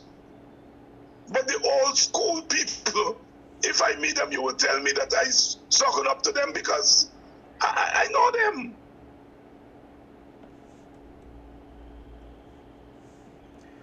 Okay, at 8 hours 21, anything you want to talk about before I open the line? Like Norton and... Hello? Yes, I was about to ask you, it's now 8 hours 21, if there's anything you would like to pronounce. No, I was just saying that when you are talking about Ramjatan thinging with those boys on the PPP, let me see political bro match. Them people been in the same party, they got secret formati. We sometimes can't overread too much into these things. They're not his political enemies.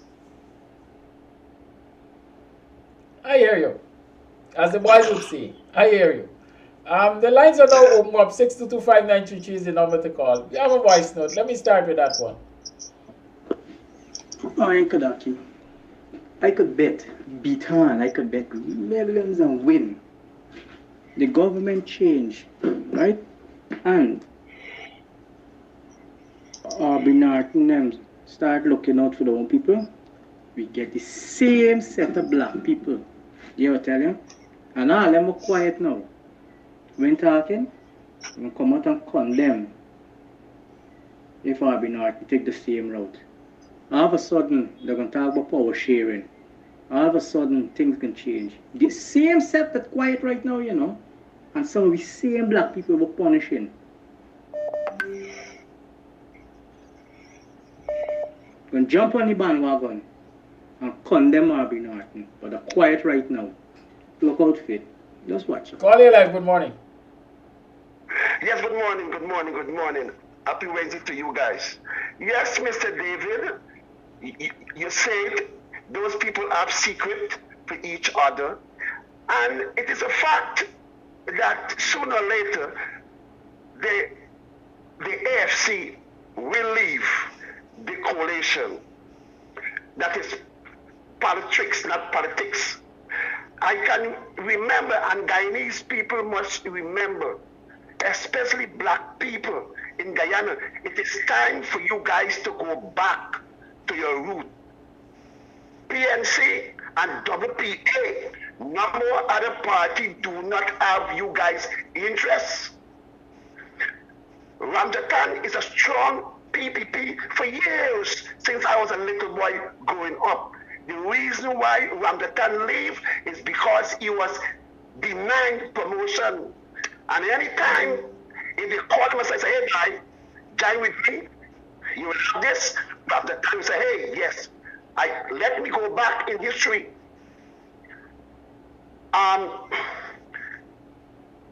Jonas said that when Ramjatan offered him the job, he told Ramjatan, say, look, I cannot accept the position because I am a Canadian citizen. Ramjatan said, don't worry with that. Both parties have leaders in the House who have citizens for other country.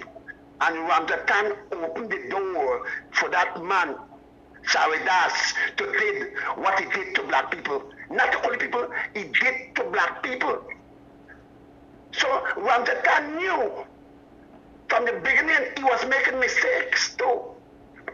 But Ramjatan allowed David Gringer to fail, to fall. So they're going to look good now. Come next election, they say, hey, but Ramjatan is a leader too. He could have stopped David Gringer and say, hey man, stop it. Don't give up. Look what's coming out on this election. But no, he allowed David Gringer to go ahead and do nonsense do. So he's going to look good now. Thank you for listening to me. Thank you for calling. 6225933 is the number to call. The lines remain open. You're tuned to the Buxtonian morning time. It is now 8 hours 25. Voice note.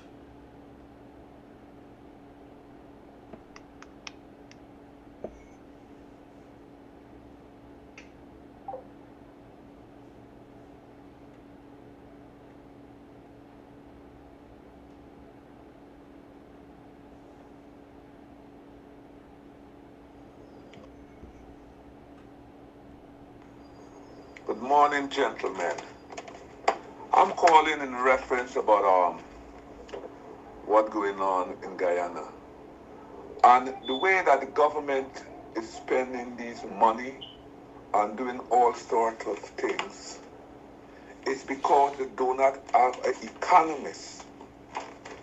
And whenever you are in government, you do need an economist to make sure that where this money goes to and what is the infrastructure need, what is the need of the people, and also what is needed in supplies and demand. But they do not care. You know, they do not even study to say where they should put the funds and how they should develop the country. For example, they are doing the roads. They are doing the infrastructures and everything. They're not thinking about employment of the people. They're not thinking about how to spend the wealth. They're not thinking about import and export. And if they continue like that, all the funds that they have they will be in debt when they're done using it in the wrong area. For example, what about the educational system? What about the police forces raising the salary?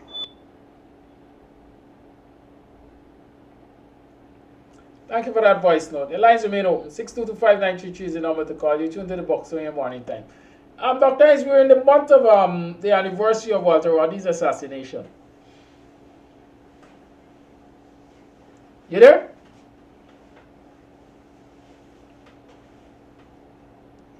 What about the army? The army and the police are the very important part of the country. If you do not develop in these areas and do, your army will be weak and they will not be able to defend the people if there should be any uprising or anything. So everything that this government is doing, they do not have no idea. They don't. And that is all I have to say.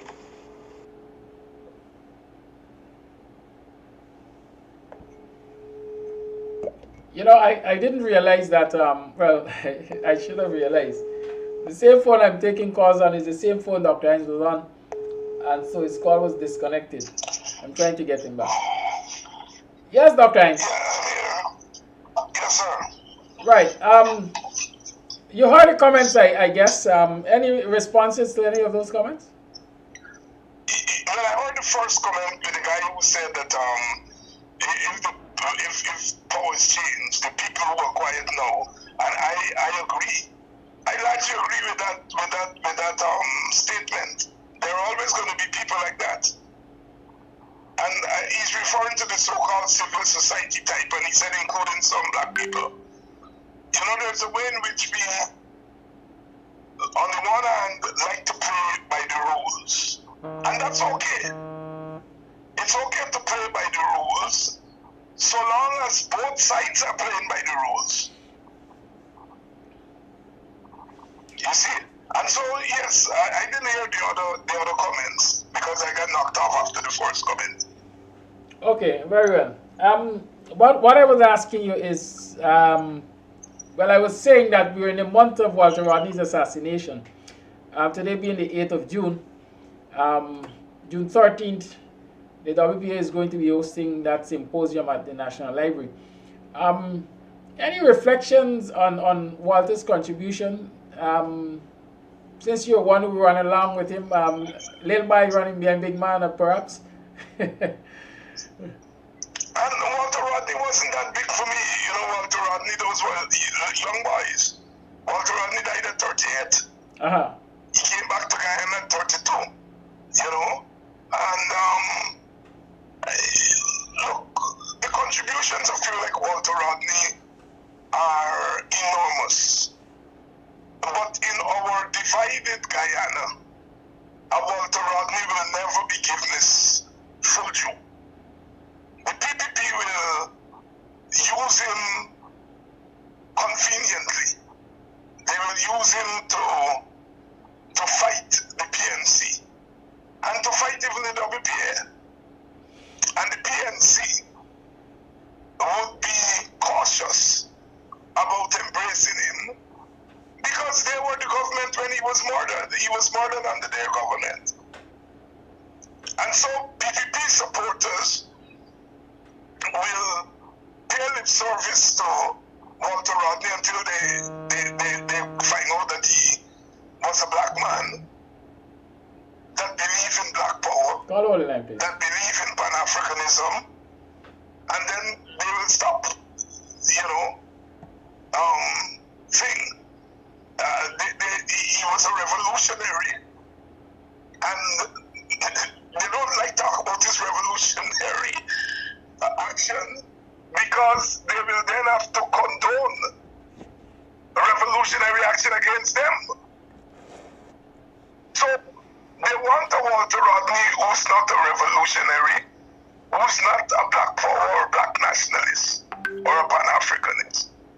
And then black people respect Walter Rodney for his scholarship, his militancy, his black power advocacy. But then once it comes to his opposition to the Burnham regime, they drop him like a potato. So Rodney then becomes a victim of our messed up politics. You go to Jamaica, you go to Barbados, you go to St. Lucia, you go to Africa. Rodney is revered in those countries more than Guyana. It is not that he's not revered in Guyana, but he's a victim of Guyanese politics in a way that he's not in those countries. So Rodney's part of the Guyanese soul, the Guyanese contribution to the world, whether we respect that contribution or not. He's part of everywhere I go, people say Walter Rodney. They remember him more than any other Guyanese. Thank you, Dr. Hinds. That's a fact. Call of your life. Yeah, Mr. Gaddafi. Good morning to you. Good morning to Mr. Hinds. My comment this morning, I just want to make a few points. Now, the PPP is just holding. These people think that they have this country at heart. Number one, these people are abusing the power that they have, right? And I love that how Mr. Norton come out yesterday and say that business is not as usual. And I think he should take a stand and he should take action what he means by his word. Because these people take people for granted. The amount of madness these people is doing. These people abusing this constitution. They're doing that as they like, and they don't have nobody to answer to. They just do it as they like, right? They're going out like this country just belongs to one set of people alone, right? Number one, you said you're for all Guyana, all the people, you're going out to give them part-time jobs. People Guyanese should wake up because when these part-time jobs finish, what are people going to do? What are these people going to do? right? But we all know this thing is just a political gimmick to that one, right? You're going around the place and you're giving people part-time jobs. When the part-time jobs finish, what the people going to do? You're giving 100,000, you're giving 50,000 to this body. Doesn't allow them for the balance of the year or whatsoever. Come on, these people got to get real. Guyanese need to wake up and open their eyes. We all know this is a political gimmick and it's a campaign trail. What they're doing, we're going to go around the country, give out jobs, let me look good. The election, they're going to vote for you. There's a gimmick to that point, and we Guyanese should open our eyes. We shouldn't take this nonsense of things. This will go on too long. And there's where the people get option over we with, right? Because what we have oil in this country, what cost of living high every single day going to market, things going up, what gasoline again, right? What's the market so going on? Are you giving people 100,000, 50,000? Them thing is not money. Them thing is petty fees because it's the thing for we low life or we them bad to bad. Oh, we gonna go out in this village, we go out in that village, we give them a 25,000 and we gonna lose them and let them look good and then say, oh yeah, they're doing something good to me. Come on, we need to do better than that. Right? We get carried away from these foolishness and we need to stand up. And my last point I want to make is that woman will make that comment on the Facebook site. Our family get murdered or whatsoever and was dumped. And she said she was a nurse or something, or she's a midwife or something like that. And she looking after babies, black babies. She needs to be removed from there because that assumption she made, that was very ridiculous. And I advise people not to let the newborn or whatsoever, let she look at them because you don't know what she will do after them. Right? Because that remark she made on Facebook, that was very ridiculous. She got to look after newborn black babies. Come on, we need to get real on that. That's my comment. Thank you very much. Thank you. The lines remain open. 6225933 is the number to call. Dr. Hinds, it sounds like you're snoring, boys, though. Snore for snore.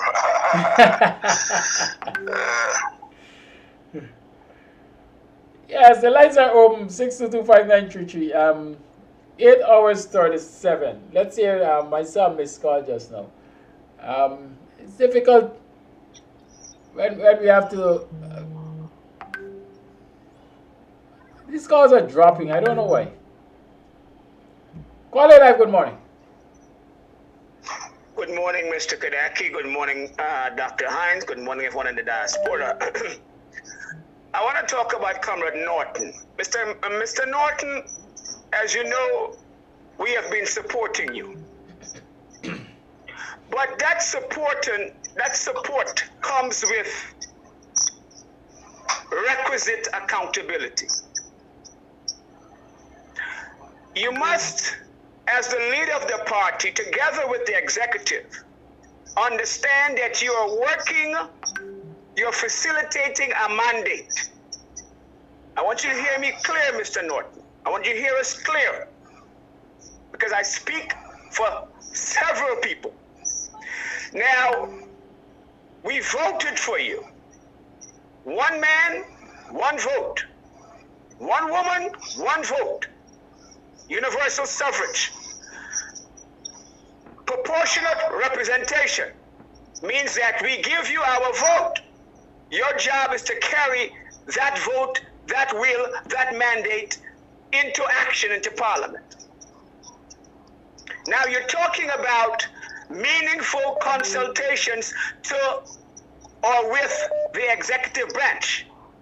Comrade Norton, you must understand, constitutionally, you have to have meaningful consultations with us on our mandate. It does not take 22 months and you have just now begun to go to court. How is that meaningful when we've been crying out for you for the last 22 months that you guys need to act in a meaningful and substantive way, and you have not done so in regards to our vote, in regards to our mandate? We support you, but you have to give us meaningful support. You have to be meaningful in your accountability. You have not, the party has not been meaningful in the consultation with the people. pursuant to the mandate. Are you missing that nuance, Comrade Norton? Are you missing that subtlety? The distinction is that you have to be accountable to your people. And when we talk, what type of accountability? The PPP, you say, are not in compliance with the Constitution. And we are saying that they are not in compliance with the Constitution. Then what is the meaningful action henceforth? The meaningful action means that you must go to court. And you must itemize what is most prudent. What court action would be most concise, precise, on target? Recently, Christopher Jones the Whip went to the court on the NRF funds. Fine, that's one, but that's not the most concise one. There are other more precise court actions which need to be expedited, Comrade Norton. If you are going to be reciprocating meaningfully with your mandate and your constituents, if you are saying that you need to be, which you do, based upon our representation and our mandate, then we want to go to court. You know why, Comrade Norton? Because our votes are being disenfranchised. What is the current status of my vote? When we voted, are our votes counted, Comrade Norton? Or are they up in limbo? How do we ascertain what's that? Are we disenfranchised or not? That has to be determined in the court in a meaningful time, in a substantive way.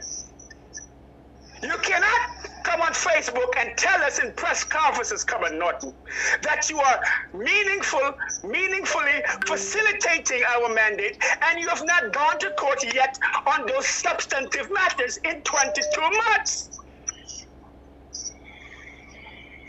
So I want you to understand the gray areas, the ambiguity, and what we need to get focus on, Comrade Norton.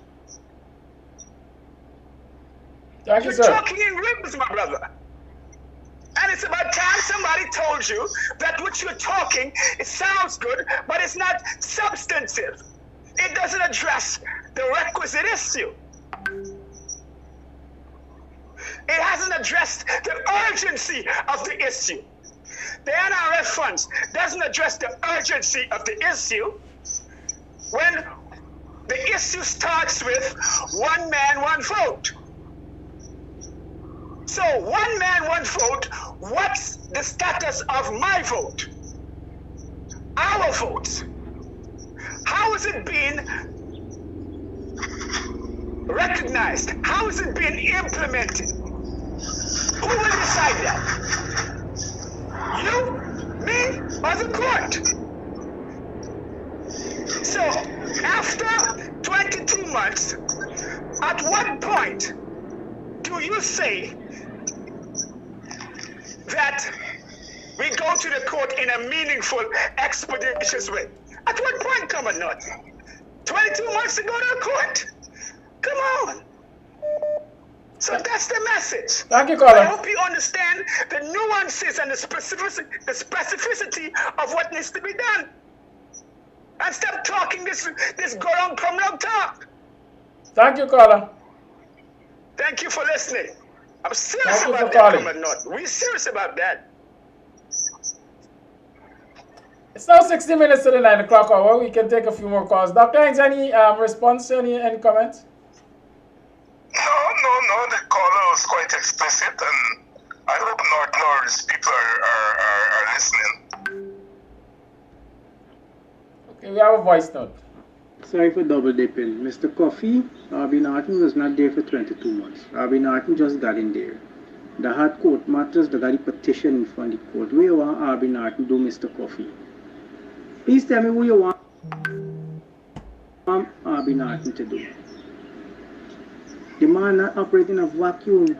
If the man going to do things his way alone, the man in an opposition still, you know. You gotta consult with people. You don't know who got different agendas and all this thing. The man just can't come and go and do what he wants. You still got to consult with people. Yes, he's the leader, but you can't just think next thing you hear he turning a Granger, he's very authoritative. Come on, Coffee. Mr. Coffee, what you want Abinan to do? And please get your maths right. He was not there for 22 months. Thank you for holding call in your life. Hi, Kazaki. Good morning. You Dr. Hinds. You need to have a system where some people who come with a mouthful of crap just cut the backside off. They call him before the one who just spoke. He seems to have lost his blessed mind. I don't understand how much do you expect nothing to do? Caller. Yes, sir. Caller. The intent of this program is not for y'all to fight one another, you know. Everybody is entitled to their opinion. Please respect it. I listen to this guy, and he's one of them who goes out there and just rattling his mouth with this so-called legal terminology that he knows nothing about. How much do they expect Norton to do? Norton goes here, there, and everywhere. He has delegation who goes other places. Why is the thing going to come here and act as though Norton is doing something bad? How much can he do at the same time? He's consulting before he does things. Not everything has to be exposed on open forum to please you. But accountability is talking about, but not needs to be accountable for what?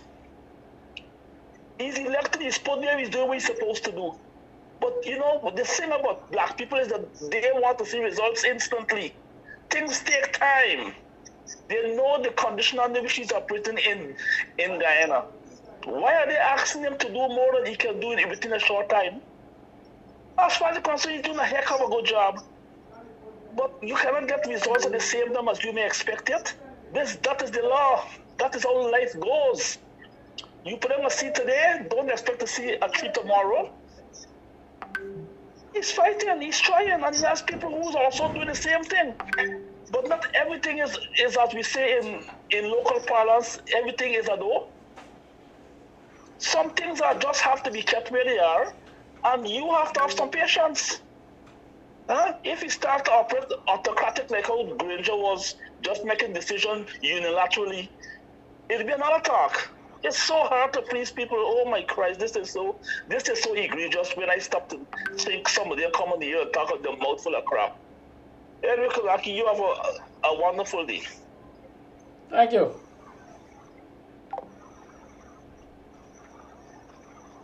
Dr. Hinds. Yes, sir. I invite your wisdom. Well, we're not a monolith, and my sentiments are closer to the sentiments of the last caller, and that is informed, of course, by my own long history and struggle. But I do understand the frustrations that are coming from other people. I have to understand it. I don't always agree with it or agree with it to the extent that it is expressed, but I do understand it. And unfortunately, this whole notion that we talk too much and we not getting any action has gained a lot of currency among our people, and it's not a very healthy thing, Political struggle, as the last caller said, it's not a walk in the park. Life is not a walk in the park. Political struggle is part of life. It's not a walk in the park. There are so many contending factors that you have to deal with, that the solution is not easy. I can tell you. You sit down this week in an executive meeting of a political party, and you come to one position, and by the time you come next week, all kind of other factors. You have to figure out how is it that you are going to take those other factors. It's not easy. It's not easy, but by the same token, I do understand the frustration of our people. You don't take the kind of blows that we are taking, and you don't want to, and you're not frustrated. It is what we do with the frustration. And I don't think Aubrey Norton doesn't understand the situation. I think he understands the situation. But leading leading people when they are as beaten up as our people are is not easy, and that is why I don't add to the frustration by unnecessarily criticizing the brother. This is a moment in history that calls for determined leadership, but it also calls for an understanding followership. Thank you. Vice Note. Good morning, Kadaki. Apparently that guy, like he wants Norton to come on the air and expose every movement he make so the PPP would know everything Harvey Norton up to. Why don't he rest himself?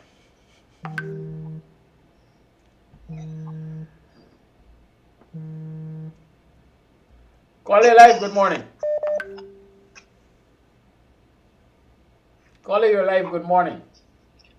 Hi, good morning, Miss Amsterdam. Good morning. And I'm listening. I have a quick question for Mr. Hinds. The other day I was beaten up by the same supporters who think that ones are not entitled to their opinion, or ones are not coming on and saying things that that satisfy the desire. I may say, sitting down and just listening. You're bashing Jack Dale and they feel comfortable and feel nice. That is all that should be happening. Cause Jack Dale, tell Jack Dale about the big seed and they feel nice.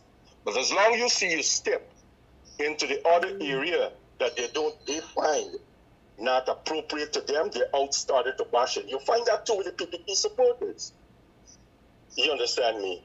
So it's a kind of a funny thing. It's a funny thing. Now, Mr. Hinds, I spoke there the other day about this campaign that the PPP is on with this temporary job, this gimmick, political gimmicks, I may call it. Now, I mentioned my daughter as an example. During 2015, she went there. She went to the poll there. And she voted in favor of the coalition because of the political campaign for the youth. At that time, she was 19 years of age. And she cast her vote there because of the promises that made for the youth. Eventually, there she was turned down at an interview because her father is not living in the country, he's overseas. And because of that, she was turned down for that job. From since then to date, she's out of a job. It was only last Thursday with the PPP campaign there with this temporary job that they're using to give away the people money. She was employed for this 10 days of month. 4 hours a day, and you choose your 10 days. They put you into area that is close to your home, and what is your choice of job that you want. And if it is close to your home, you're there. She was fortunate to be very close to her home. Now, she'll be given 4 hours a day. She chooses her 10 days and she gets $40,000 a month. Now, how would you go about? How would the opposition go about to counteract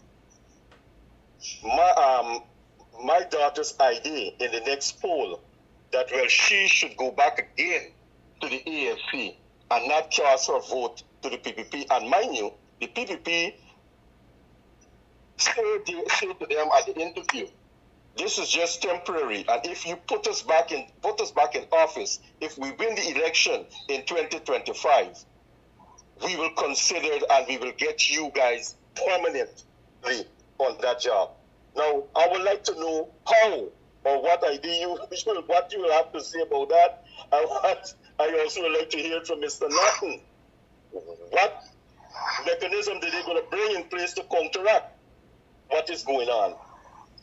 To convince somebody like my daughter that her vote should go back to the coalition. That's my take for this morning. Thank you. Before you leave. Say again? Before you go.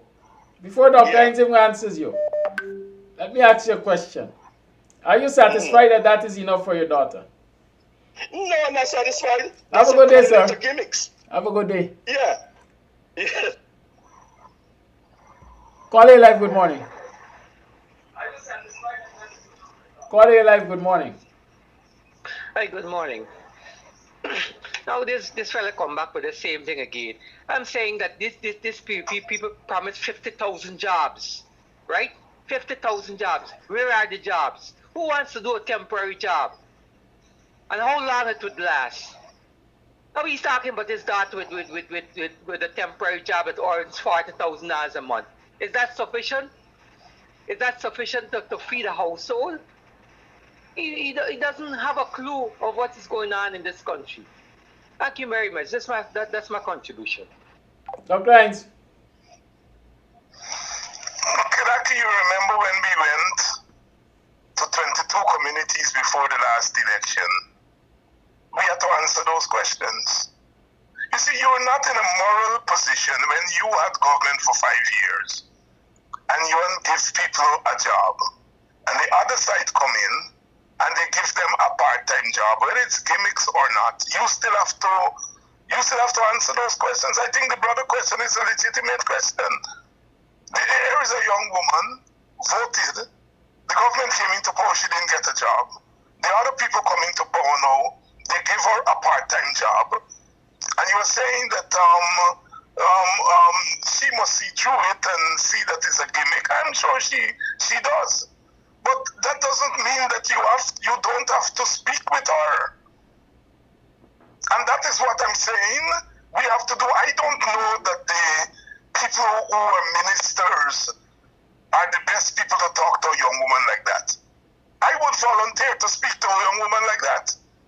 I would volunteer to speak to young people like that, because you have to explain to them something bigger than just the PPP, into gimmicks. You have to say something much more profound than that. Yes, it's gimmicks, but the reality here is a young woman at 19 years old voted. We were there for 5 years and we couldn't give her a job. You can't go to her and tell her just gimmicks. You have to be much more profound than that. And I'm saying the people who held office maybe not the best messengers to speak to that young lady and people. And there are lots. There are hundreds, thousands of young people like that. And so I am afraid that the brother does have a point. And we have to speak to those young people. And we have to tell them more than just that the PPP playing games with them. We have to respect them more than that. And yes, one must support one's leadership in a time of crisis, but one must also be open to criticisms of the leadership. We can't make the mistake we made with Brother Granger. We turned Brother Granger into a rock star. Nobody criticized him. Of course, we had power, and we were jealous of the power. And so, when people like myself started to point out, but Brother David, you going down the wrong track, nobody listened to us. Until power was taken away. And then we start talking about Granger one-manism. No. Our leaders need to always be subjected to scrutiny. Perhaps more scrutiny than the other side. Because we want them to do best for us at the end of the day. And so yes, we have to be much more nuanced in the way we do our politics on this side of the aisle. Thank you, Dr. Hinds. I feel I am on a road today. Sorry again for triple dipping. I don't know which interview you go. And the people tell you can't get a job because your father not in the country. I don't know what job is that she went for. You understand? People come up with a set of stories and a set of things that make people look bad. We don't know. We don't know for sure if the story some real fictitious. You won't get a job because your father don't live in the country. Where was this place? Put the people on blast. We like put people on blast. Put the place on blast. Where she went for this job. Alright, so we don't have to call each other pardon? It's 9 o'clock. I'll take one last call and Dr. Hinds will close out. See, Brother Kadaki, before you go to the last call, you see, we don't even know who that gentleman is. You know, I particularly didn't address that. I think I have a sense of who the gentleman is. And you know, sometimes we have to be very careful. We have to be very careful. There are people who are denied job because of their last name, of villages they come from, because their parents were involved in politics. The gentleman may be out of the country. We don't know politically involved he was when he was here. So we can't jump to these conclusions. You know, I think I have a sense of what the man is talking about. I addressed that issue yesterday. I'm surprised that people continue to, as I would say, pour scorn on the gentleman's testimony, if I can call it that. Because I know situations, private companies and I am sure public agencies do it. When they look at what they have to invest in the hiree and the possibility that the hiree can pack and travel anytime, then they weigh the pros and cons and decide not to hire you. Apart from, like you were suggesting, that there might be political considerations also. Right? And that is why I said earlier, we're not really here to fight each other, you know. Because sometimes we really attack each other and try to discredit each other and so on. But that's not the point. The whole point is the fact that as the man is arguing, a government that his daughter supported couldn't provide a job for. Many of us fell in that same boat. Many of us will feel differently about it. Many of us will try to analyze it from different perspectives. But the reality is that is our experience. And a lot of young people have had that experience and they're, what do we say, smitten by it. They hold that grudge. Up until now, one of the clarion crying in Buxton is the coalition in do none for me. That's what you're hearing from young people, right? But the reality is we have to address it. Not because the coalition failed to provide for you the way you wanted them to provide for you in the last period. It means that the PPP is much better than the coalition because they have given you a stopgap. Because quite frankly, $40,000 is $200 US, nothing to boast about. But the thing is, many will argue it might be a drop in the ocean, but it is helping out to some extent. What we have to ask our people is if it is enough, and show them ways and means where they are entitled to and should be able to get much, much more. It's not the amount of money. I think, it is the fact that government did something. That program is not new. That program is a program they used in Trinidad when Trinidad had oil money. Eric Williams has introduced that program where you get paid for 8 hours per day, but you go out and you work 4 hours per day. A lot of people were hired to clean the environment and so on and so forth. So it's not enough a program. Eric Williams tried the program. A lot of people were critical of it, but a lot of people were able to survive because of it. And I wouldn't harp too much on the amount of money. I will spend my time talking to those people about the role of government. If a government gives you a job, it is not giving you a job because it necessarily loves you. It is the function of government to provide jobs for people. And the PPP is doing just that, you see. And speak frankly to them. I would apologize to that young lady. I wouldn't go around and be talking about all the other things with the PPP. I would apologize for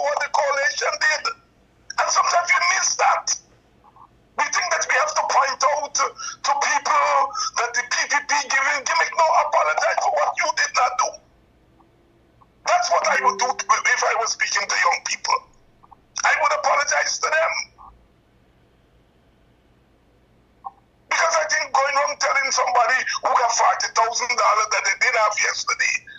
That is a little small piece. I don't think I would feel comfortable doing that. I would apologize for what my government did not do. And try to show you that I would provide a cash grant. If I had anything to do with this money, what I would do to better what the PPP is doing. I wouldn't spend too much time cussing down what the PPP doing. I would apologize for what we did not do and then give you a more viable alternative. That there is a party in the coalition that I belong to that provides, put on the table, a cash grant, which is much more superior and much more stable than what you're getting now. Sometimes you gotta use my head. Cussing the PPP is not always the answer. Sometimes that's counterproductive. Say and apologize for what you didn't do and say what you will do better than what these are doing now. That's my answer. Thank you. It's now 6 minutes past the 9 o'clock hour. Do you have anything to say in closing? Or that's your close? No, that's my close. Caller, I forgot you were on the line. You have a minute or two. I guess so. That's good morning to both you, but Kadaki, you used the right term of grudges. You know, the right word is grudges. And I think too many people are holding grudges against the coalition government for not I guess what they wanted, but when they were in power, but they have to realize the situation then and the situation now. They have to look at both, but they have to look at both sides of the dance here. The thing is that the man had called her, but it's not getting the job. She was, of course, she was in her teens, 19 years old, right? And she did not get a job then. And she went here now and she got a job now. But she needs to realize what the situation is back then and now. And she's intelligent enough, and he might be intelligent enough as well, to weigh those situations then and now what is really going on. You see, the thing is, we can't all practice, and we can't be too plural with the situation, too singular, with the situation, individualize all of our situation, because everybody kind of get what they want, and there's some people who want to take one for the team, right? And if you don't get one for what you wanted at the time, you can't hold against somebody for that. And that is a problem that we have in here. There's too many grudges, and if the man should wear the situations right now, compared to what was happening back then, the security situation, the situation in regards to equal rights and everything to everyone, right? And these kind of things, they would realize how balancing this right now compared to back then. So I don't think that he should want an explanation from Mr. Norton why it is that this woman did not get a job now and she got a job now, right? Mr. Norton should have to explain those kind of things. I don't think, I think people have too many grudges, right? The situation is that it's really, really bad now compared to what it was back then. Yes, not all people wanted him, right? But we couldn't, because it was just a short space of time. But compared to now, look what's going on right about now. People are taking away from us everything that the little that we have been taken away from us and giving us nothing. Teachers got a job for $40,000 a month. That really can't do anything. Why should he be praising the PNP government for that? Or why should Norton have to explain himself about this situation, about somebody getting a job that's $40,000 a month? That doesn't make sense. So Mr. Hinds, I understand you should try to rationalize the person's argument and everything, but the situation is that we should not be holding grudges, and the situation also is that it is come from now, for what has happened now compared to what we were talking about, it's a big difference, right? Now it's about the marginalization and the system and also a thing that is going on right about now. Back then, that wasn't the case. Thank you, caller. So that is what it is, right? Thank you, viewers, for tuning in. It's now 10 minutes past the 9 o'clock hour. You're tuned to the Buxtonian Morning Time. I am your host, Kidaki Amsterdam. I do encourage you to join tonight for Politics 101 with Dr. Hinds. Who is your guest tonight, sir? Dr. Hinds? Oh, the doctor has left also. So join Politics 101 tonight at 6:30, and certainly I'll be here tomorrow again for the Thursday edition of Buxtonian Morning.